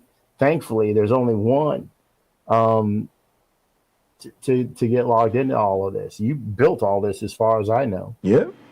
So, you're able to give yourself, you're supporting yourself, right? You're making a living, you're working as a Yeah, I think what you're I not meant, just educating people. yeah, I think that's a really good, fair criticism, and to sort of add some maybe clarity to that, it's like, I know it's my responsibility to take care of it, but I guess what I mean is, to me, my support system should be me first. Because if I come to somebody for support, I want their support of me. And there have been people in my life who have got that. Like, when I sit them down, it's, well, Jay, what do you want to do? Or what do you need, right? And to be honest, the chief people among that probably my mother herself, right? Mm-hmm. But there's been a lot of other people, sometimes my dad, for instance, where a lot of times his first concern is, well, you got to play it this way, you got to think about this. And what he's doing is he's trying to protect me, right? He's trying to say, if you're asking me about situation or job, I'm trying to get you to, think about the situation in a way so you don't say something that's going to cost you your job or get you in trouble with your supervisor. Or, if you get in a conflict with your family, I'm trying to have you keep it together in a way that you don't mess around and lose your support system or something like that, right? But it just means that I have to work harder in that relationship to say, hey, Dad, I get that, and I understood that before I made said decision. But I made the said decision because I'm going through something. And now I need you as my dad to hear from where I'm sitting, them peeps got to go. So you could keep telling me how much I need to think about where they're coming from all you want to, but at some point you run the risk of sounding like you're playing on the wrong team. It's like the same thing happened with Doug, right? Like, I had my falling out with Doug, and eventually it came to a point where we've lost mutual friends over it. And it was because when it happened, they came to Doug's rescue. They ran over to break it down and chop it up, right? But they ain't had nothing to say to us. And then at some point it was, oh, you still playing poker with Doug, you still hanging with Doug, but you ain't never called him out. But then you want to, you know what I'm saying? And so you're just like, okay, I just don't want that anymore. Again, you're charting your own course. So what I realized yesterday is like, again, I called out the most beautiful, best human being to ever human being, and I literally had no regrets. I literally felt that person needed that, and they needed it sooner. They need much more of this. Part of what I'm realizing about religion is it's a socio-psycho addiction to me. And what I mean by that is it's not just an internal disease. It's a social disease. It's a disease not just of what is going on internally in the life of the believer. It's a disease that's going on in the social life of the believer because of the way everybody treats them. Part of the believer's addiction is they can't let go of what being a believer entitles them to from other people. And part of that is, from my perspective, and again, this is just me telling to you honestly, I'm not trying to be demeaning or insulting to these people, but part of that is they're entitled to a certain esteem, respect, and gentleness around ideas that, from my opinion, don't merit it. Mm-hmm. And even if, like, even when people go for the comfort stuff, I always tell people, the best argument for faith for me is sobriety. Right? It's that patheticness. Right? If you tell me Jesus is the reason you are sober, guess what? I want you to stay a Christian. Right? You understand? Mm-hmm. But I'm being honest with you. That person is in a situation I would describe to another person, not in front of their face, but as pathetic. Right? That person is in a pathetic situation. They need our sympathy and empathy. That outweighs all other considerations. But if you are not pathetic, then I think you can handle the truth. I'll give you an example. Part of this is feeling out situation. I need to know with people in my life, are they on their deathbed or not? My grandparents come to mind. What I have found with my friend's situation is I saw my own grandparents going through that. And I need to know, are my grandparents on their deathbed now? Are they so far gone in the later stages of their life that they may be in the final year, and if any of us could be in our final year, but you know what I'm saying. But they're really for real, like maybe in their final years, and we got to really be concerned that they're ready to go out the door, blah blah blah blah blah. You know, and part of what I got out of the conversation with my mom is no. You know, they're in a position where, he had to go to the hospital recently, but they have lots of health issues. A lot of that's just other stuff. And but no, he didn't have any symptoms, and they're in good shape, and they're of sound, strong mind and body, and blah, blah, blah, blah, blah, blah, blah. Then they could be told they're wrong. I'm sorry, Ma, you got to hang up the phone and you're going to go make dinner for Bishop Priester tomorrow. If that man is of sound mind to sit up there at your dinner table with his Bible cracked open, and then tomorrow I'm going to get into this passage, yes, and then I'm going to, yes, and then I'm going to, what's that word when you be read? Exegete. I'm going to exegete the text about from this section, and then we're going to move into the Gospel of Luke. If you have sound enough mind to do all that, I'm sorry, you can be told you're wrong and handle it. It's just time, because if they don't ever get the opportunity at some point, it's the social aspect, right? They never got the opportunity to leave it. They've been swimming in the kiddie pool their whole life, and nobody in the deep end ever took their hand and said, give me your hand. We're going to go into, I know you're scared, right? You ever been with a kid the first time they go into the deep end? They wanted to swim. They wanted to be free and play in the pool and learn to swim. They got a little comfortable in the shallow end, and now you trying to get them in the deep end where all the fun swimming and diving and great things happen. And what are they going to do? They might cry. They might break down in terror as you try to safely guide them into doing something that they told you they like to do with their life. They told you they want to be free. The way I analyze to my mom is, look, somebody's been lying to you your whole life and taking your money, and you are mad at the person telling you that you've been lied to instead of the people who have been lying to you. That's often the case. But you got to call it what it is. And there's no easy way to have that conversation to me. Well, then you have to let her hurt. Yep, boom, you hit it right on the head. You did that for yourself. You have to let her hurt. Yep. You have to hurt. That's where I'm at with it. It's unfortunate, but I couldn't hurt anymore. Well, I'm still hurting. You know, I'm sure it's going to be a lot more hurt before it starts to feel better. But again, I think it just has to be that way. And my hope is that it'll start to get better. And you know, we talked a lot about the things that had gotten better, and I'm happy. Like, my grandparents know.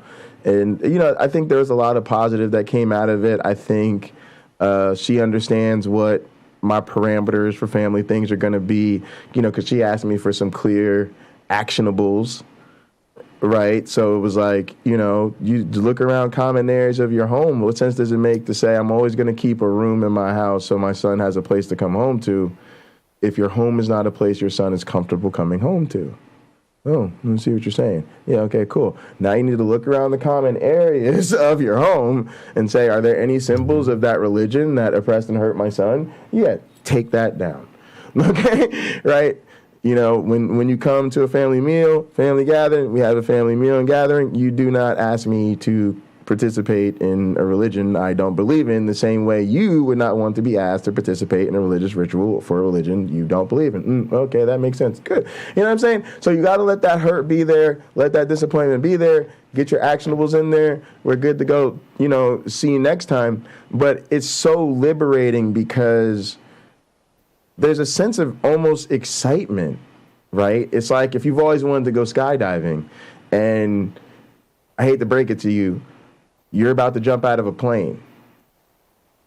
And a lot of really bad things have happened to people who have jumped out of planes.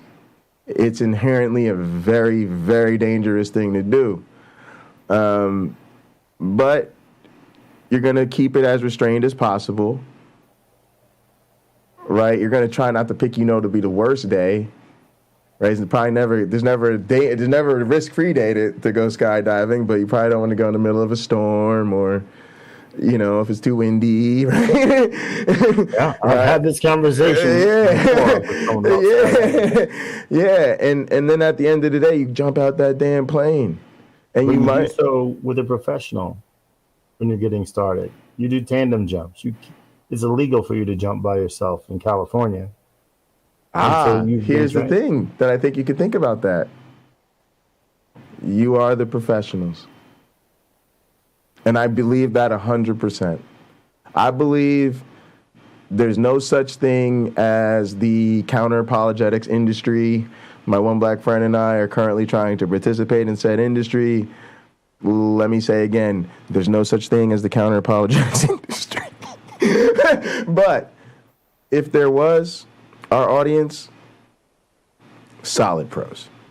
I genuinely believe there's nowhere your family, friends, neighbors, and loved ones can go with these faith conversations that you are not ready to go. Because we literally have to be honest about the reality that we have had these conversations now on both sides at the highest levels. My mom asked me one question that I never got to answer, that I'm so disappointed I never got to answer, and I hope I do.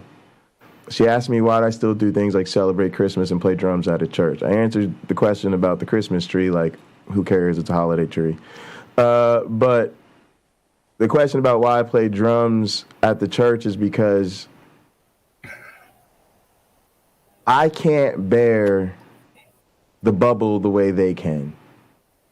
They can continue to isolate in evangelical bubble and ignore evolutionary biologists and evolution if they choose to.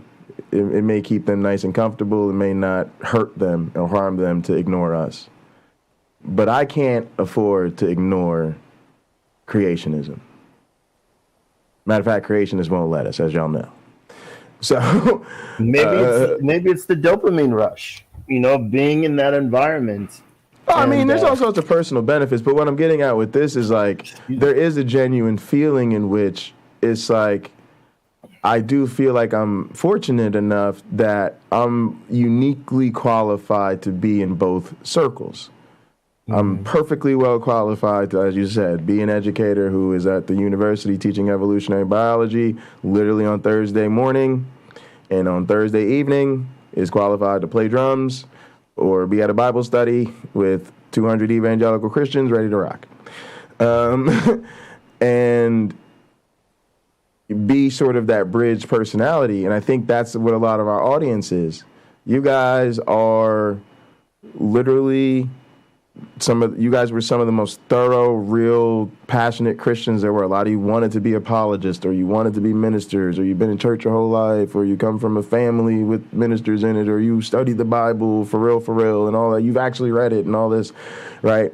And then in this community, like, you don't just know people on both sides, but you've heard all the William Lane Craig and the whole Ross, Gary Habermas, and Richard Carrier, and who's the historicist, Bart Ehrman, and all of this stuff, right? You got this library of knowledge. Most of y'all got a playlist of videos about any topic that might come up for days, right? Mm-hmm. And then at the same time, y'all kick it with me. A lot of y'all a lot of time, but y'all know, PhDs, and you've watched all the Mythvision podcast, and the Dr. Josh Bowens and the Kip Davis, and you know what I'm saying. So it's like, if y'all ain't ready for the conversation, then honestly, who is? Who is? Nobody. Y'all got this, man. And that's the kind of thing I realized is that conversation with my mother was uncomfortable because of the nature of the conversation and who I'm talking to. But as far as the content of the conversation, easy peasy lemon squeezy. Literally, I was telling her, you don't understand, Mom, I literally do this every day. This is easy to me. Mm-hmm. Refuting Christianity is literally, I hate to say it, part of what's hard for us, right? And you can probably speak to this because we know you do this. Part of what's hard for you in these conversations, admit it, is that it's so easy for you, right? It's something that they take so seriously, right? It's such a big deal to them. It's huge to them. It's like the mountain, right? And to you, it's not even a molehill, right? And you're like, this is, to them, you can never step over the mountain of our God. And you're like, I don't have to jump to get over the speed bump of your entire faith. Exactly. I have to break stride to get over your God, right? And for me, the moment they felt the need to have an argument was the moment they lost the argument. Exactly. Because you shouldn't need an argument. If your God is real, there should be no argument necessary. I should be able to know it. Right? I should be able to see a world that demonstrates that.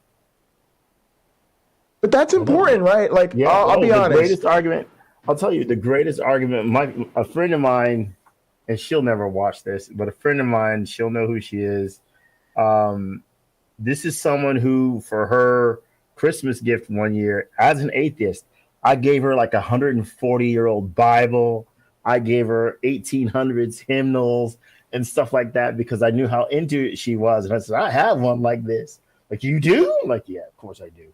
So I'm giving you this. And she said she's going to use them to teach from when she does a Bible study. And she no doubt does, as opposed to just sticking it on a shelf somewhere where it can look pretty or on a little stand. And I've sold ancient 1800s Bibles to people who've done that sort of thing with them. I wanted them for the illustrations that they had, and I wanted to make scans of the beautiful. Yeah, they're amazing. I got a cultural studies. Get a cultural studies Bible. I'm telling you, you will love. Yeah, because of the images and the maps, and it's the nerdcore way to go for sure. Well, there's been some beautiful art made in the honor of Christianity. Absolutely. And so she and I had a long discussion. And she says, okay, you're an atheist. Then what is it? I says, I don't know what you mean. What is it? How did the universe get here? What is the answer is what she's asking. And I gave her the most poignant, honest reply I could. I don't know. I don't know. Love it. And I went on to say, and if I did, I've said this on Hot Program too, if I knew, it would not change how I live my life one bit. This is true. It would not. If it could be definitively shown that it's Yahweh from the Bible, right, I don't need to change. If it can be definitively shown that it's Jesus from the Bible, I don't need to change. If it's Buddha, Buddha, there's no claim that Buddha made the world either. But you name it, anywhere in the pantheon of gods or no God, it wouldn't change the way I live my life. Yeah. Unless I found out that it was my next door neighbor across the street. If it was her, I might come see her a little more. I might make a few more phone calls. But it's no more her than it is my neighbor's 2 children who live behind me, or my other neighbor and his 3 children. It's none of them. Right. None of them. Right. So I think for my friend who scratches her head and wonder, like, how can an atheist not see what I see? It's because I've seen what everybody else has too. Right. Imagine it this way. Here's a succinct thing. I've gone through all the yard sales in my neighborhood, and I didn't buy anything because I realized I got enough junk at home. I don't need to buy more. Right. Same. Yeah, no, it's really interesting. So for me, I was thinking about how for the people in our audience, I think for me it's really helpful to think of it. I was thinking of it how I think about my students, and I don't want to, but I love my students, and thinking about dealing with different students is really informative here, right? And so for some people, you're safe because you're in the zone of more or less what my one black friend is talking about a lot of times, where or my one black friend zone, my one black friend zone, which is, you have your reasons, be them your reasons or the reasons of your family and friends, where your answer to do you self-identify as an atheist is the Cameron Bannon answer, no. And there's a really good reason why. But for other people, you're in a position where you probably do self-identify as an atheist, at least probably routinely in your life when you're not around your family and friends. And so to me, that can put you in this different situation, I think, where like me, and it's a difficult realization because it's very different, right? It's not I don't believe the Bible. That's not what I'm talking about. It's not even I'm an atheist. That's not what I'm talking about. It's a personal identification with, let's just say, a hypothetical reading of the Bible where you really reflect on the way it speaks about heathens. And maybe the tone, maybe even you thought about it as you grew up in it. And it dawns on you, that's me. And there's nothing I can do about it. It's not about them. It's like, that's me. And there's nothing I can do about it. And it changes how, maybe, at least for me, how you relate to others. And here's where I'm going. It might be the case, some of you see this sort of coming out that we kind of call it, right? You're closeted and maybe you're coming out. You see this coming out, let's just say it's an exam. And as somebody who's done this, you come to me and you want to talk about your preparedness for this exam.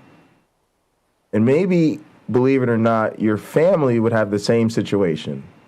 They would say, holy crap, my son or daughter is coming home for Christmas. They're an atheist. And to be quite honest, I got a lot of anxiety, maybe even some fear about that. I don't know what the conversation is going to be like, right? Okay. If it were going to be some kind of exam where it turns into the what you're afraid of, right? The great debate breaks out over Thanksgiving dinner, right? The good news is you're in different situations.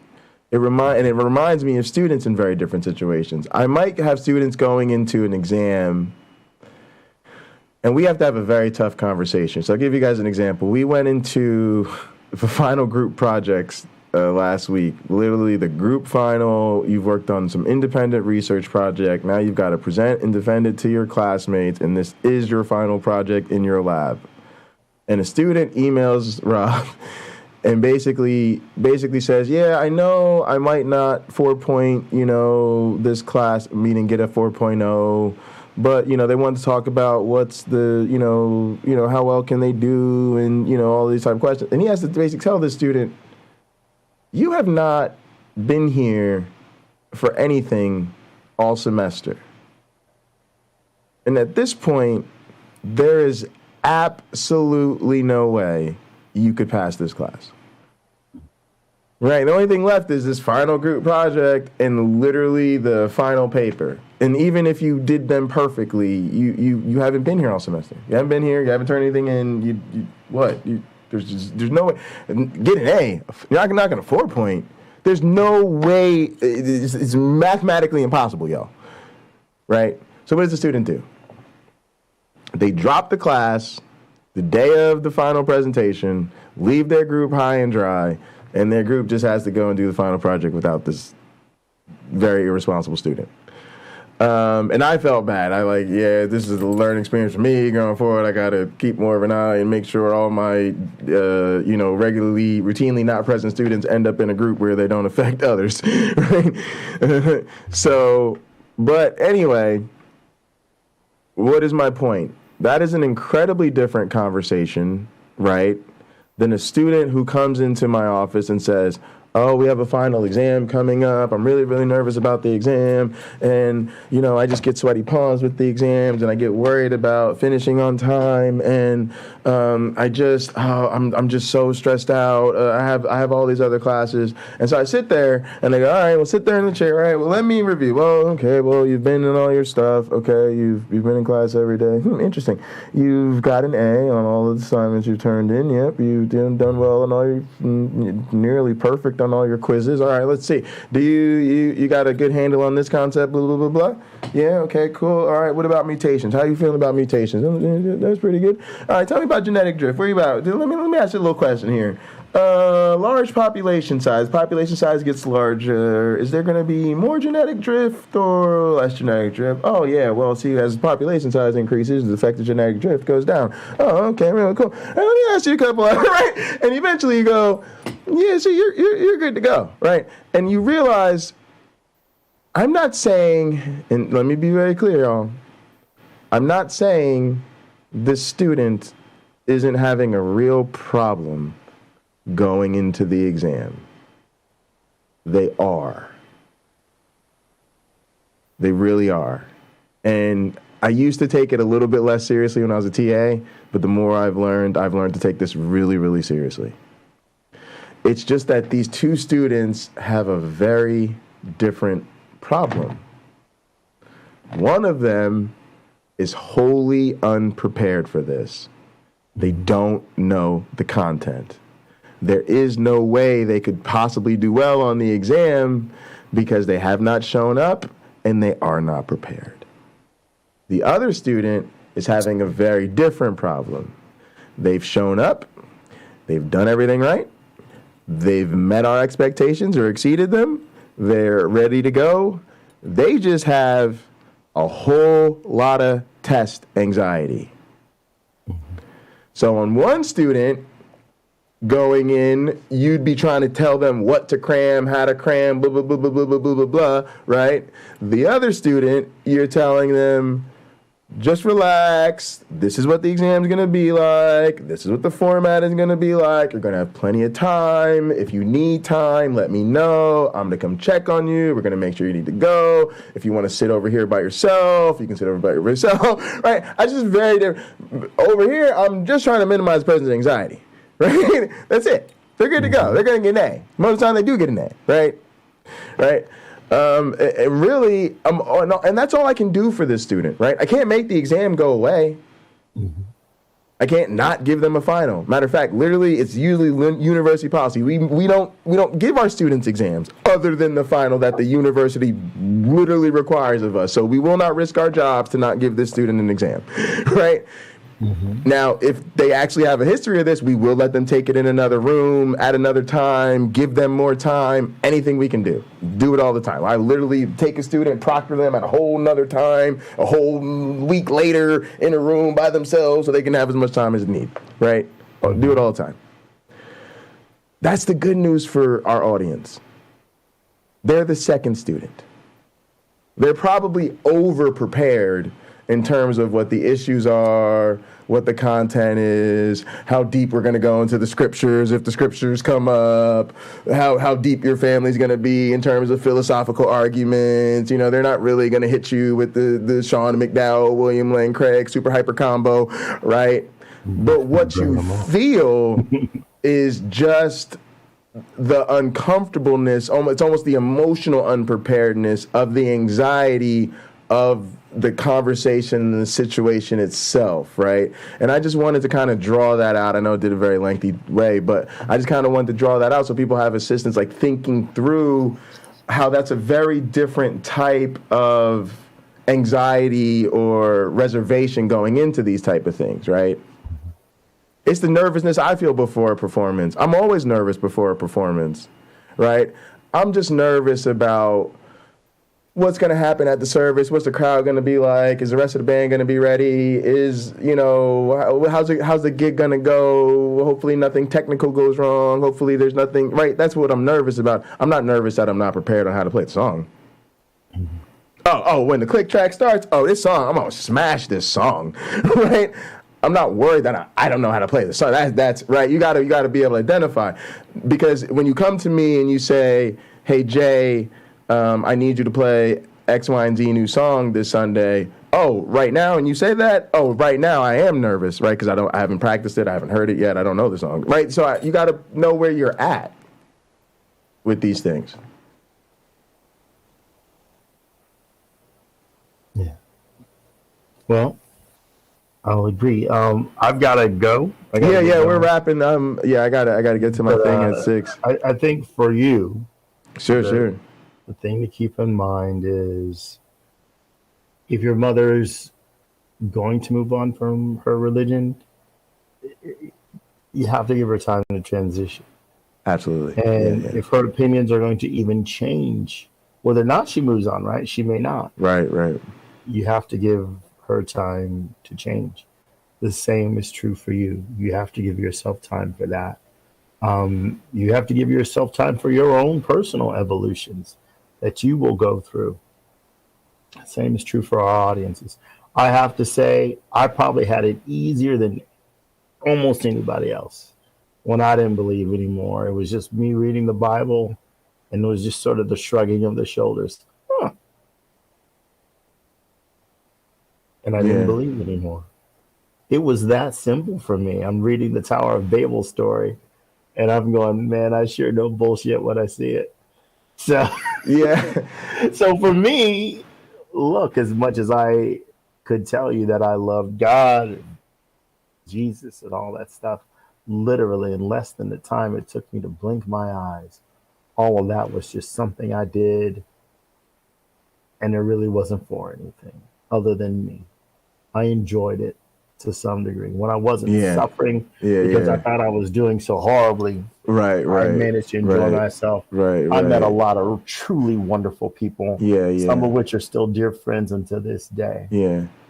Let me ask you a question that you just made me really want to know, because I don't know that I've ever asked myself this question and thought about it honestly. What do you think the balance was? Like, if you could really honestly go back and rewind the tape and then watch it out, and you could say, okay, all the times I was in the joy of the Spirit, in the Christian community, gathered around the fire or whatever, all of the positive, versus it's just Tuesday morning, I'm on my way to work, and I'm feeling guilt about something or shame about the fact that I should be feeling guilt about something or whatever. I've never really thought about masturbate. Oddly enough, I wasn't. Exactly. And so I don't know. I've never really thought about that. But have you? I was around, like I said a moment ago, I was around a bunch of really wonderful people. Okay. And that's what I need that today, right? I needed it then too. And I was enjoying that.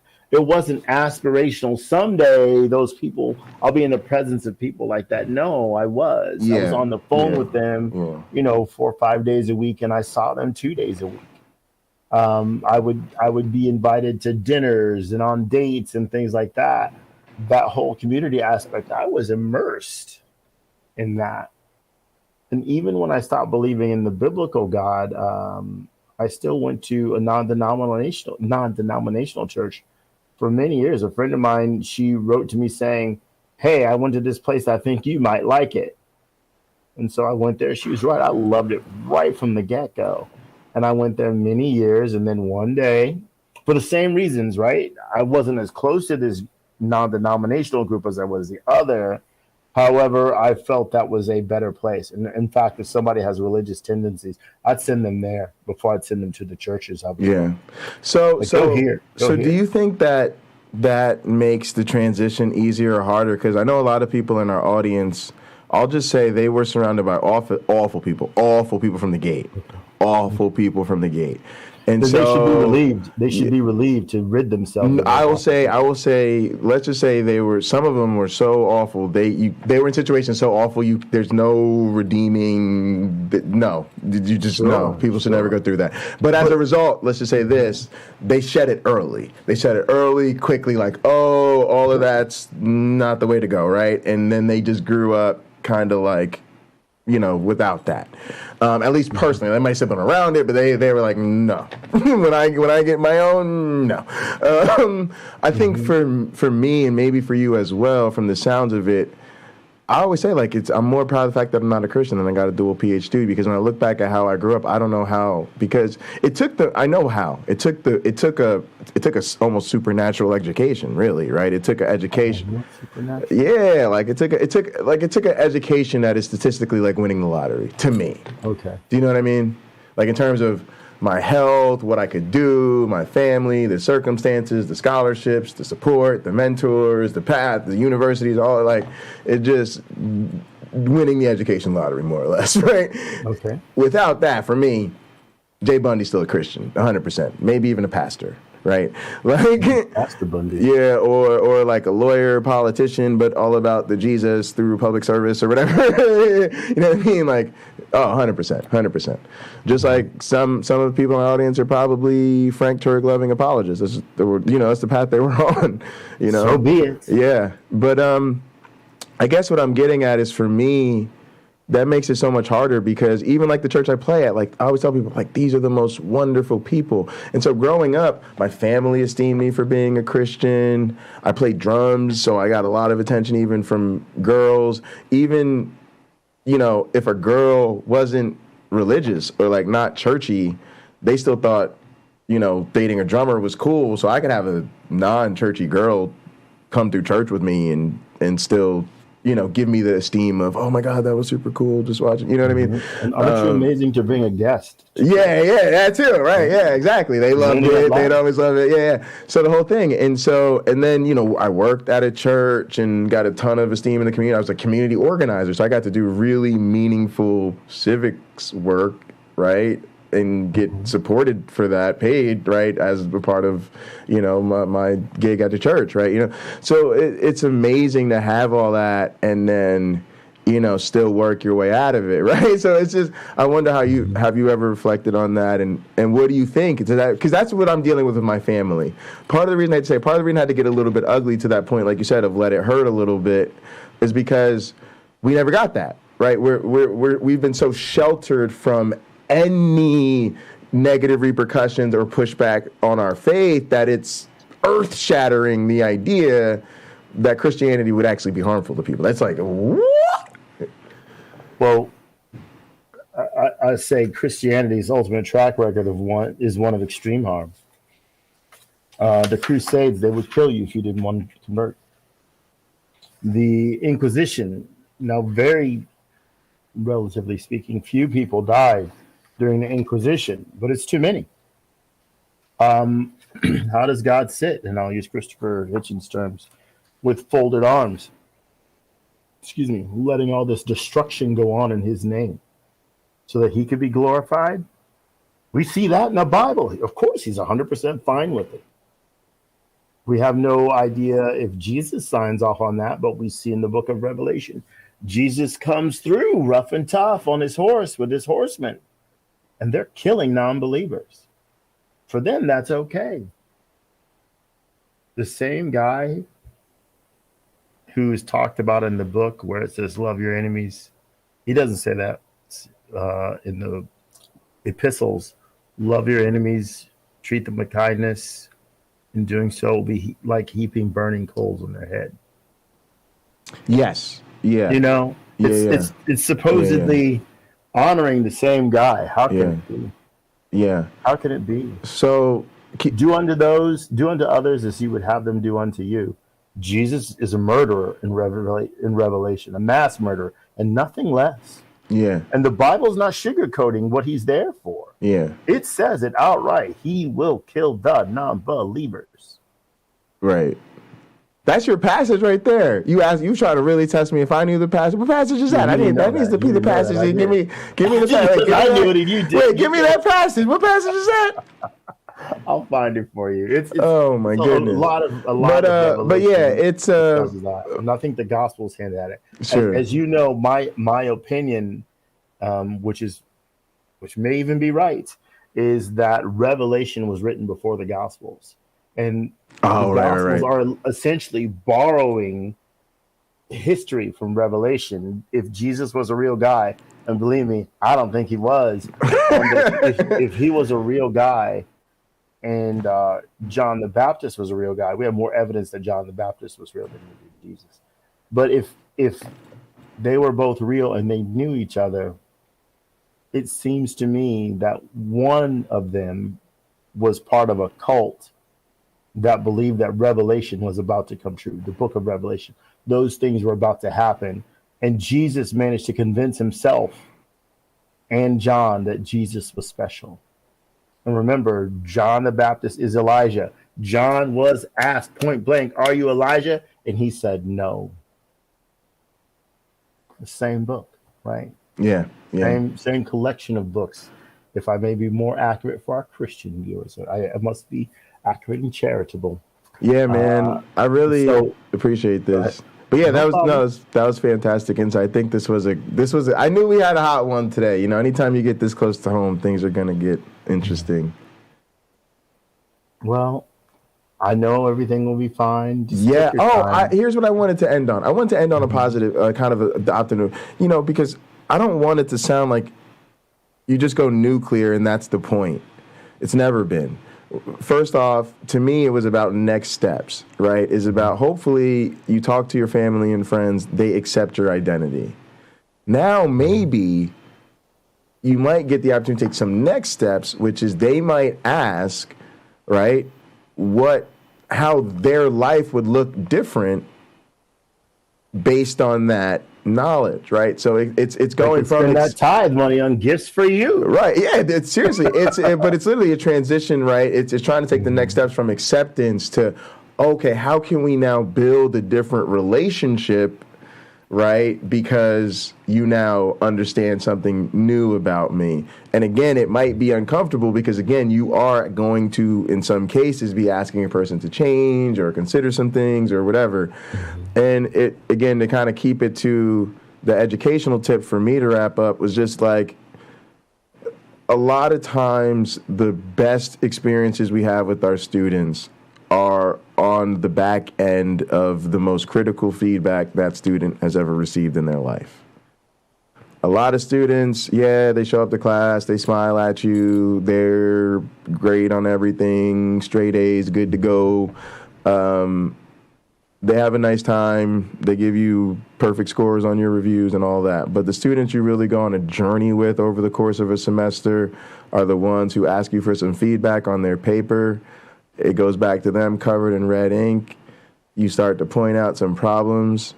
They're really upset about it, like sometimes throwing a tantrum, sometimes, what are you talking about? All my teachers my whole life have told me my writing is the best and that I have that's me right there. creativity and I've never received anything lower than an A on anything I've ever submitted, and you're going, you buried the lead.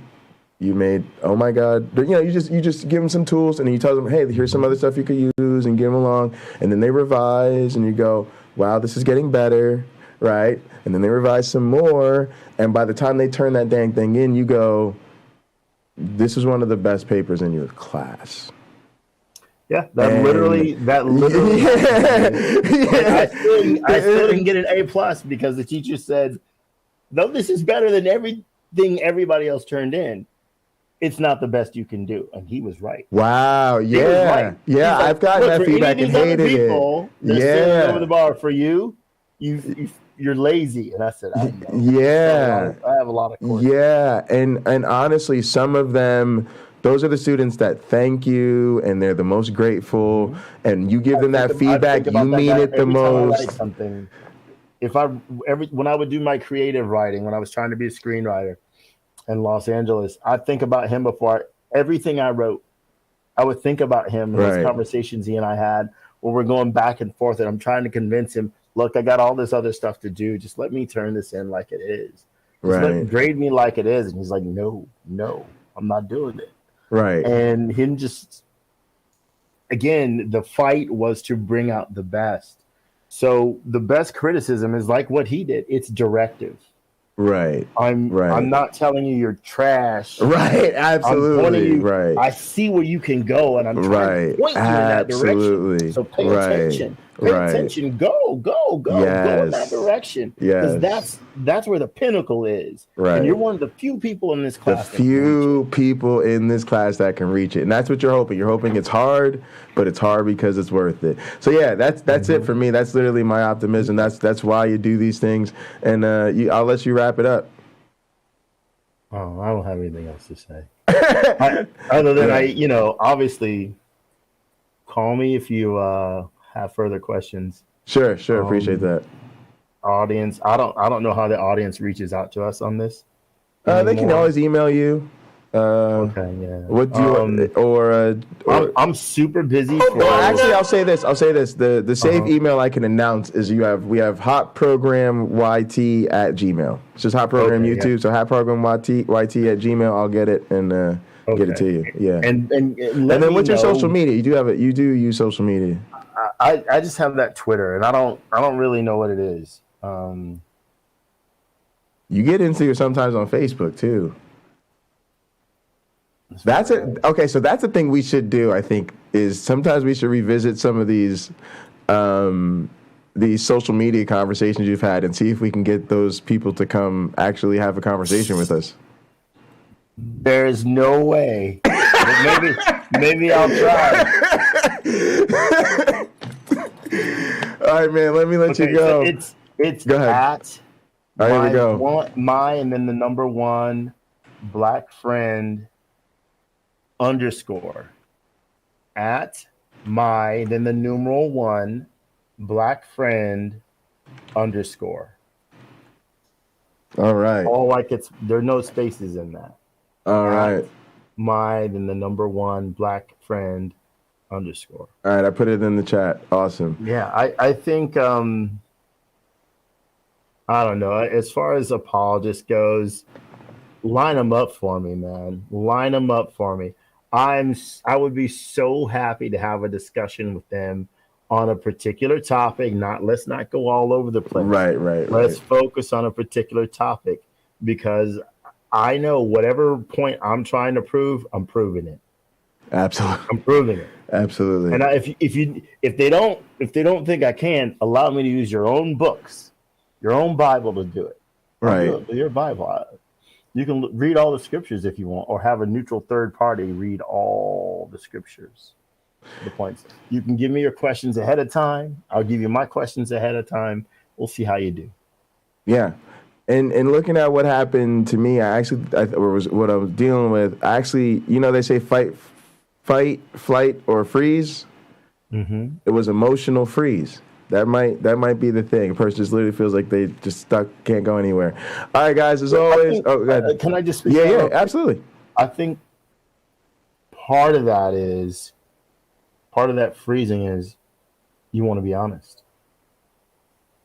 You want to be honest. I had I was in therapy for like emotional stuff I had gone through and just trying to deal with it. And I realized you can't do this by yourself. Your friends do a great job, but it's kind of a burden to them. Have somebody who doesn't know you. It isn't automatically going to say you're a great guy, so blah blah blah. Everybody else is wrong. No, I needed to know if I was wrong. Yeah. And I was talking about some stuff that I had gone through. Mm. And I felt that it wasn't fair that, as I said, no one stuck up for me. And I mentioned my little brother in that. And I said, I don't know how he turned out so good. And she said, he had you. Wow. And then she asked me another question. I don't quite frankly remember what it was, but I remember I could not speak. Literally trying to speak, could not speak for 45 minutes. I'm trying to form words. I'm pretty good with words. Wow, right, yeah. We can agree. I'm a pretty good thinker. Yeah. 45 minutes. I couldn't say a word out loud. Wow. And the session ended probably about 15 minutes after this started. She said, "Are you okay?" And I could shake my head and respond. I got down to the car and I just sat there. I was in Santa Monica, California. I sat in the parking space trying to get myself to talk. I don't think I was having a stroke or some event like that. There was no signs of that on a brain scan that I took a couple years ago. So I was speechless, literally speechless. Mm-hmm. It's not that I didn't have anything to say. But when I finally could start speaking again, I was finally in the car by myself. But I remember I didn't want to say anything that was untrue to my therapist. And the truth was hard to speak. Again, she said, he had you.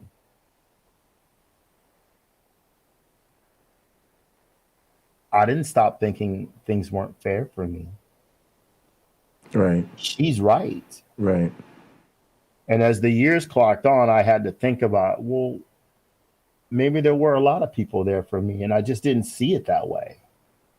And I'm trying to write something about my childhood. Again, a friend of mine, I don't know if she's a producer. She works at Netflix. She does something. And back when she worked for me, I would tell her stories about my childhood, and she says, I want to turn that into a movie.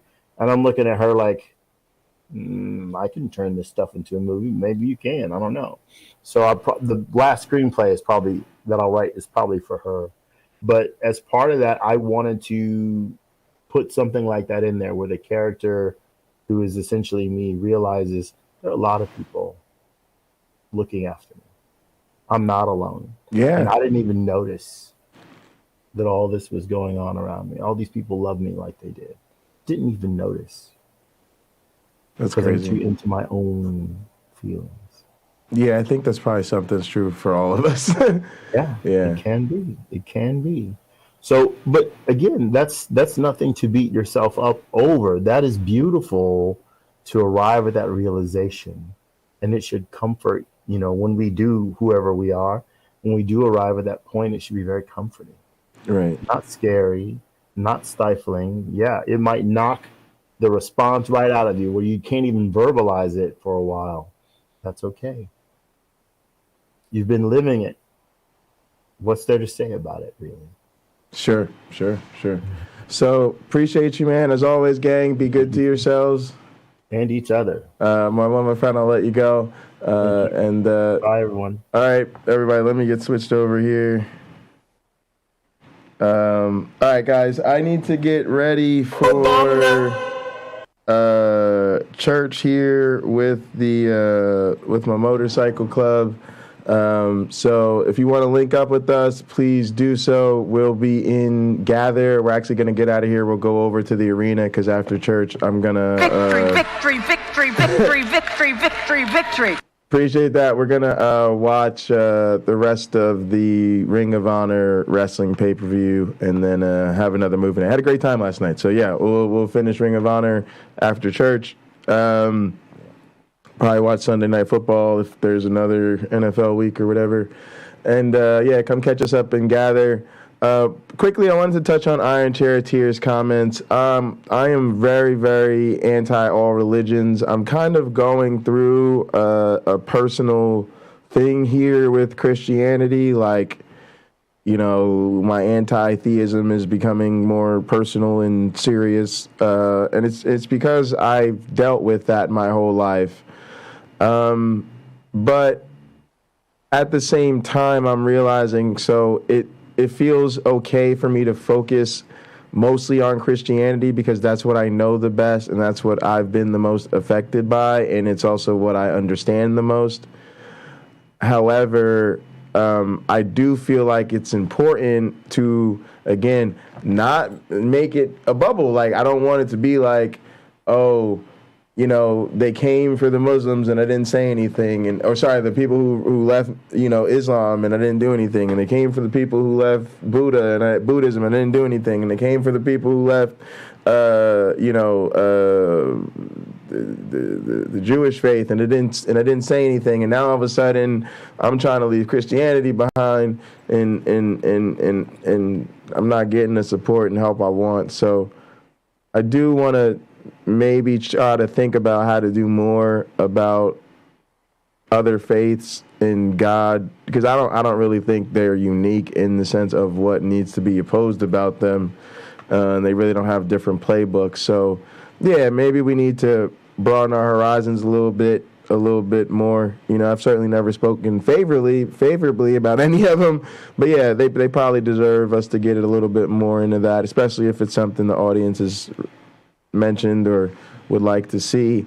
EA Dawa, you'd have to dig through the archives. There were some late nights where I think we had a couple conversations on EA Dawa's channel, but to be honest with you, EA Dawa has found himself in some shit that I'm not in any position to want to get into, especially given the nature of it. But what I will say is that it's triggering for certain members of our audience and community. And so I've made a decision not to do anything with EA Dawa, at least until the time at which that situation might potentially be resolved. But otherwise, for the foreseeable future, I don't have any interest in even watching any of his stuff.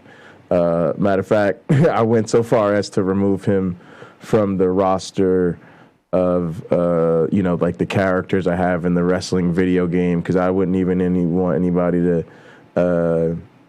see him in a match in a video game, because it just, like I said, it triggers people, and then it ends up leading to the conversation down a path that we just don't want people to have to go to when we're trying to focus on other things here. So I want to mention it in case it comes up again, or anybody else has any of those ideas.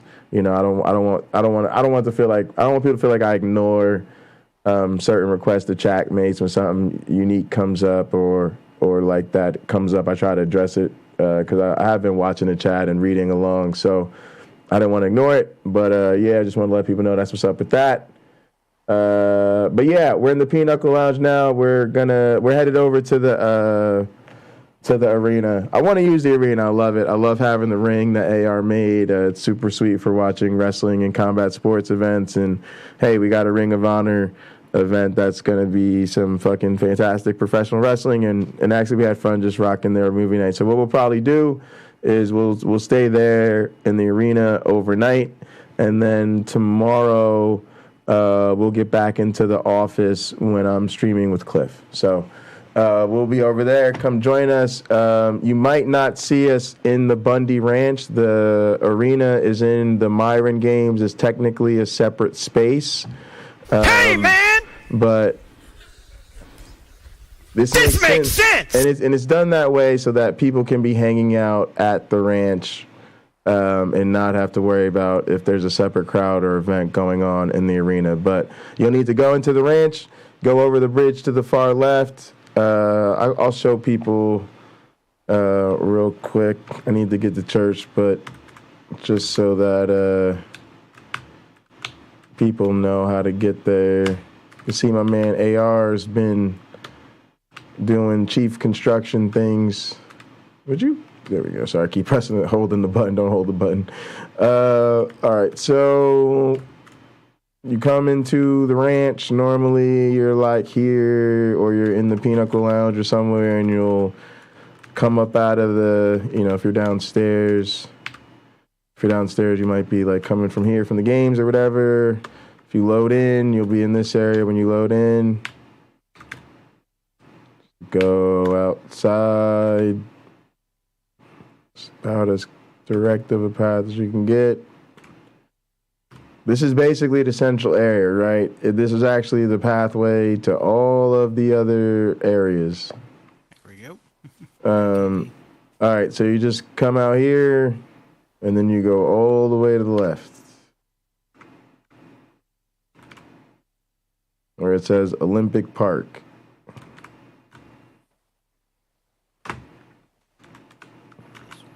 That's where all the big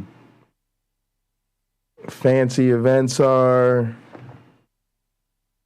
Why is it called that? It's actually an entire Olympic park. Oh, look, Carrie Ann's already over here.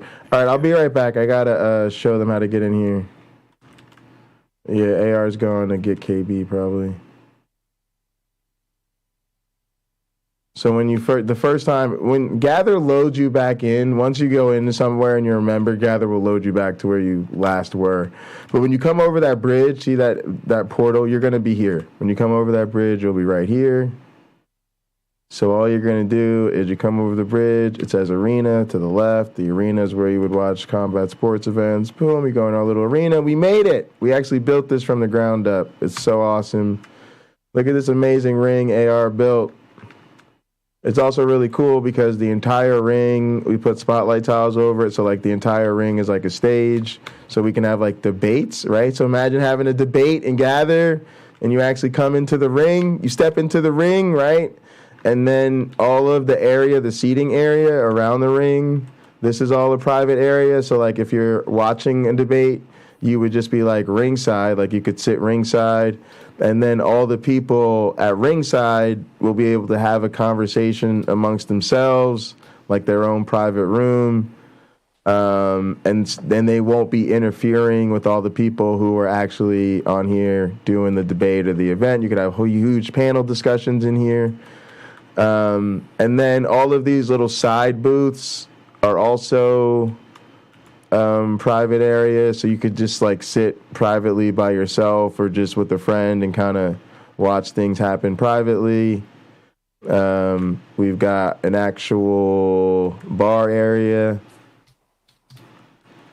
This is where we mostly hang out when we're just in here kicking it.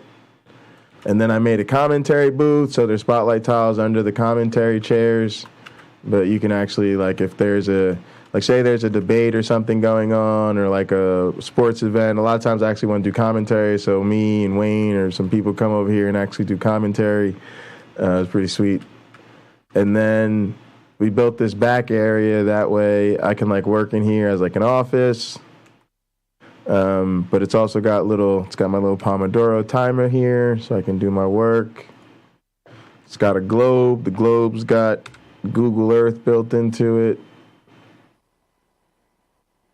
And then we've got these areas where we've got AR suite custom like icons and stuff. It's too terrifying. So we can play board games.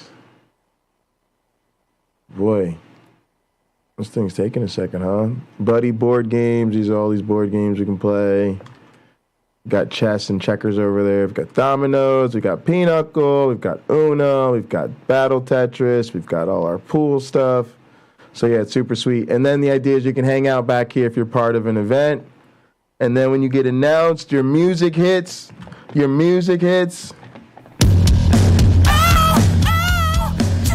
you come through the motherfucking curtain.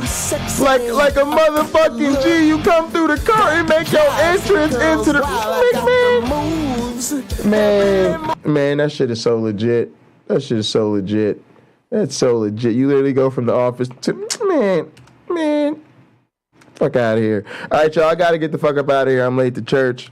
I'll see y'all later on. I'll probably broadcast this and gather, so come link up and gather if you want to see that. But appreciate everybody. It was a great broadcast. I guess we'll end it on the hot program. Name of the Darwin, the Dawkins, the Christopher Hitchens. See you next time.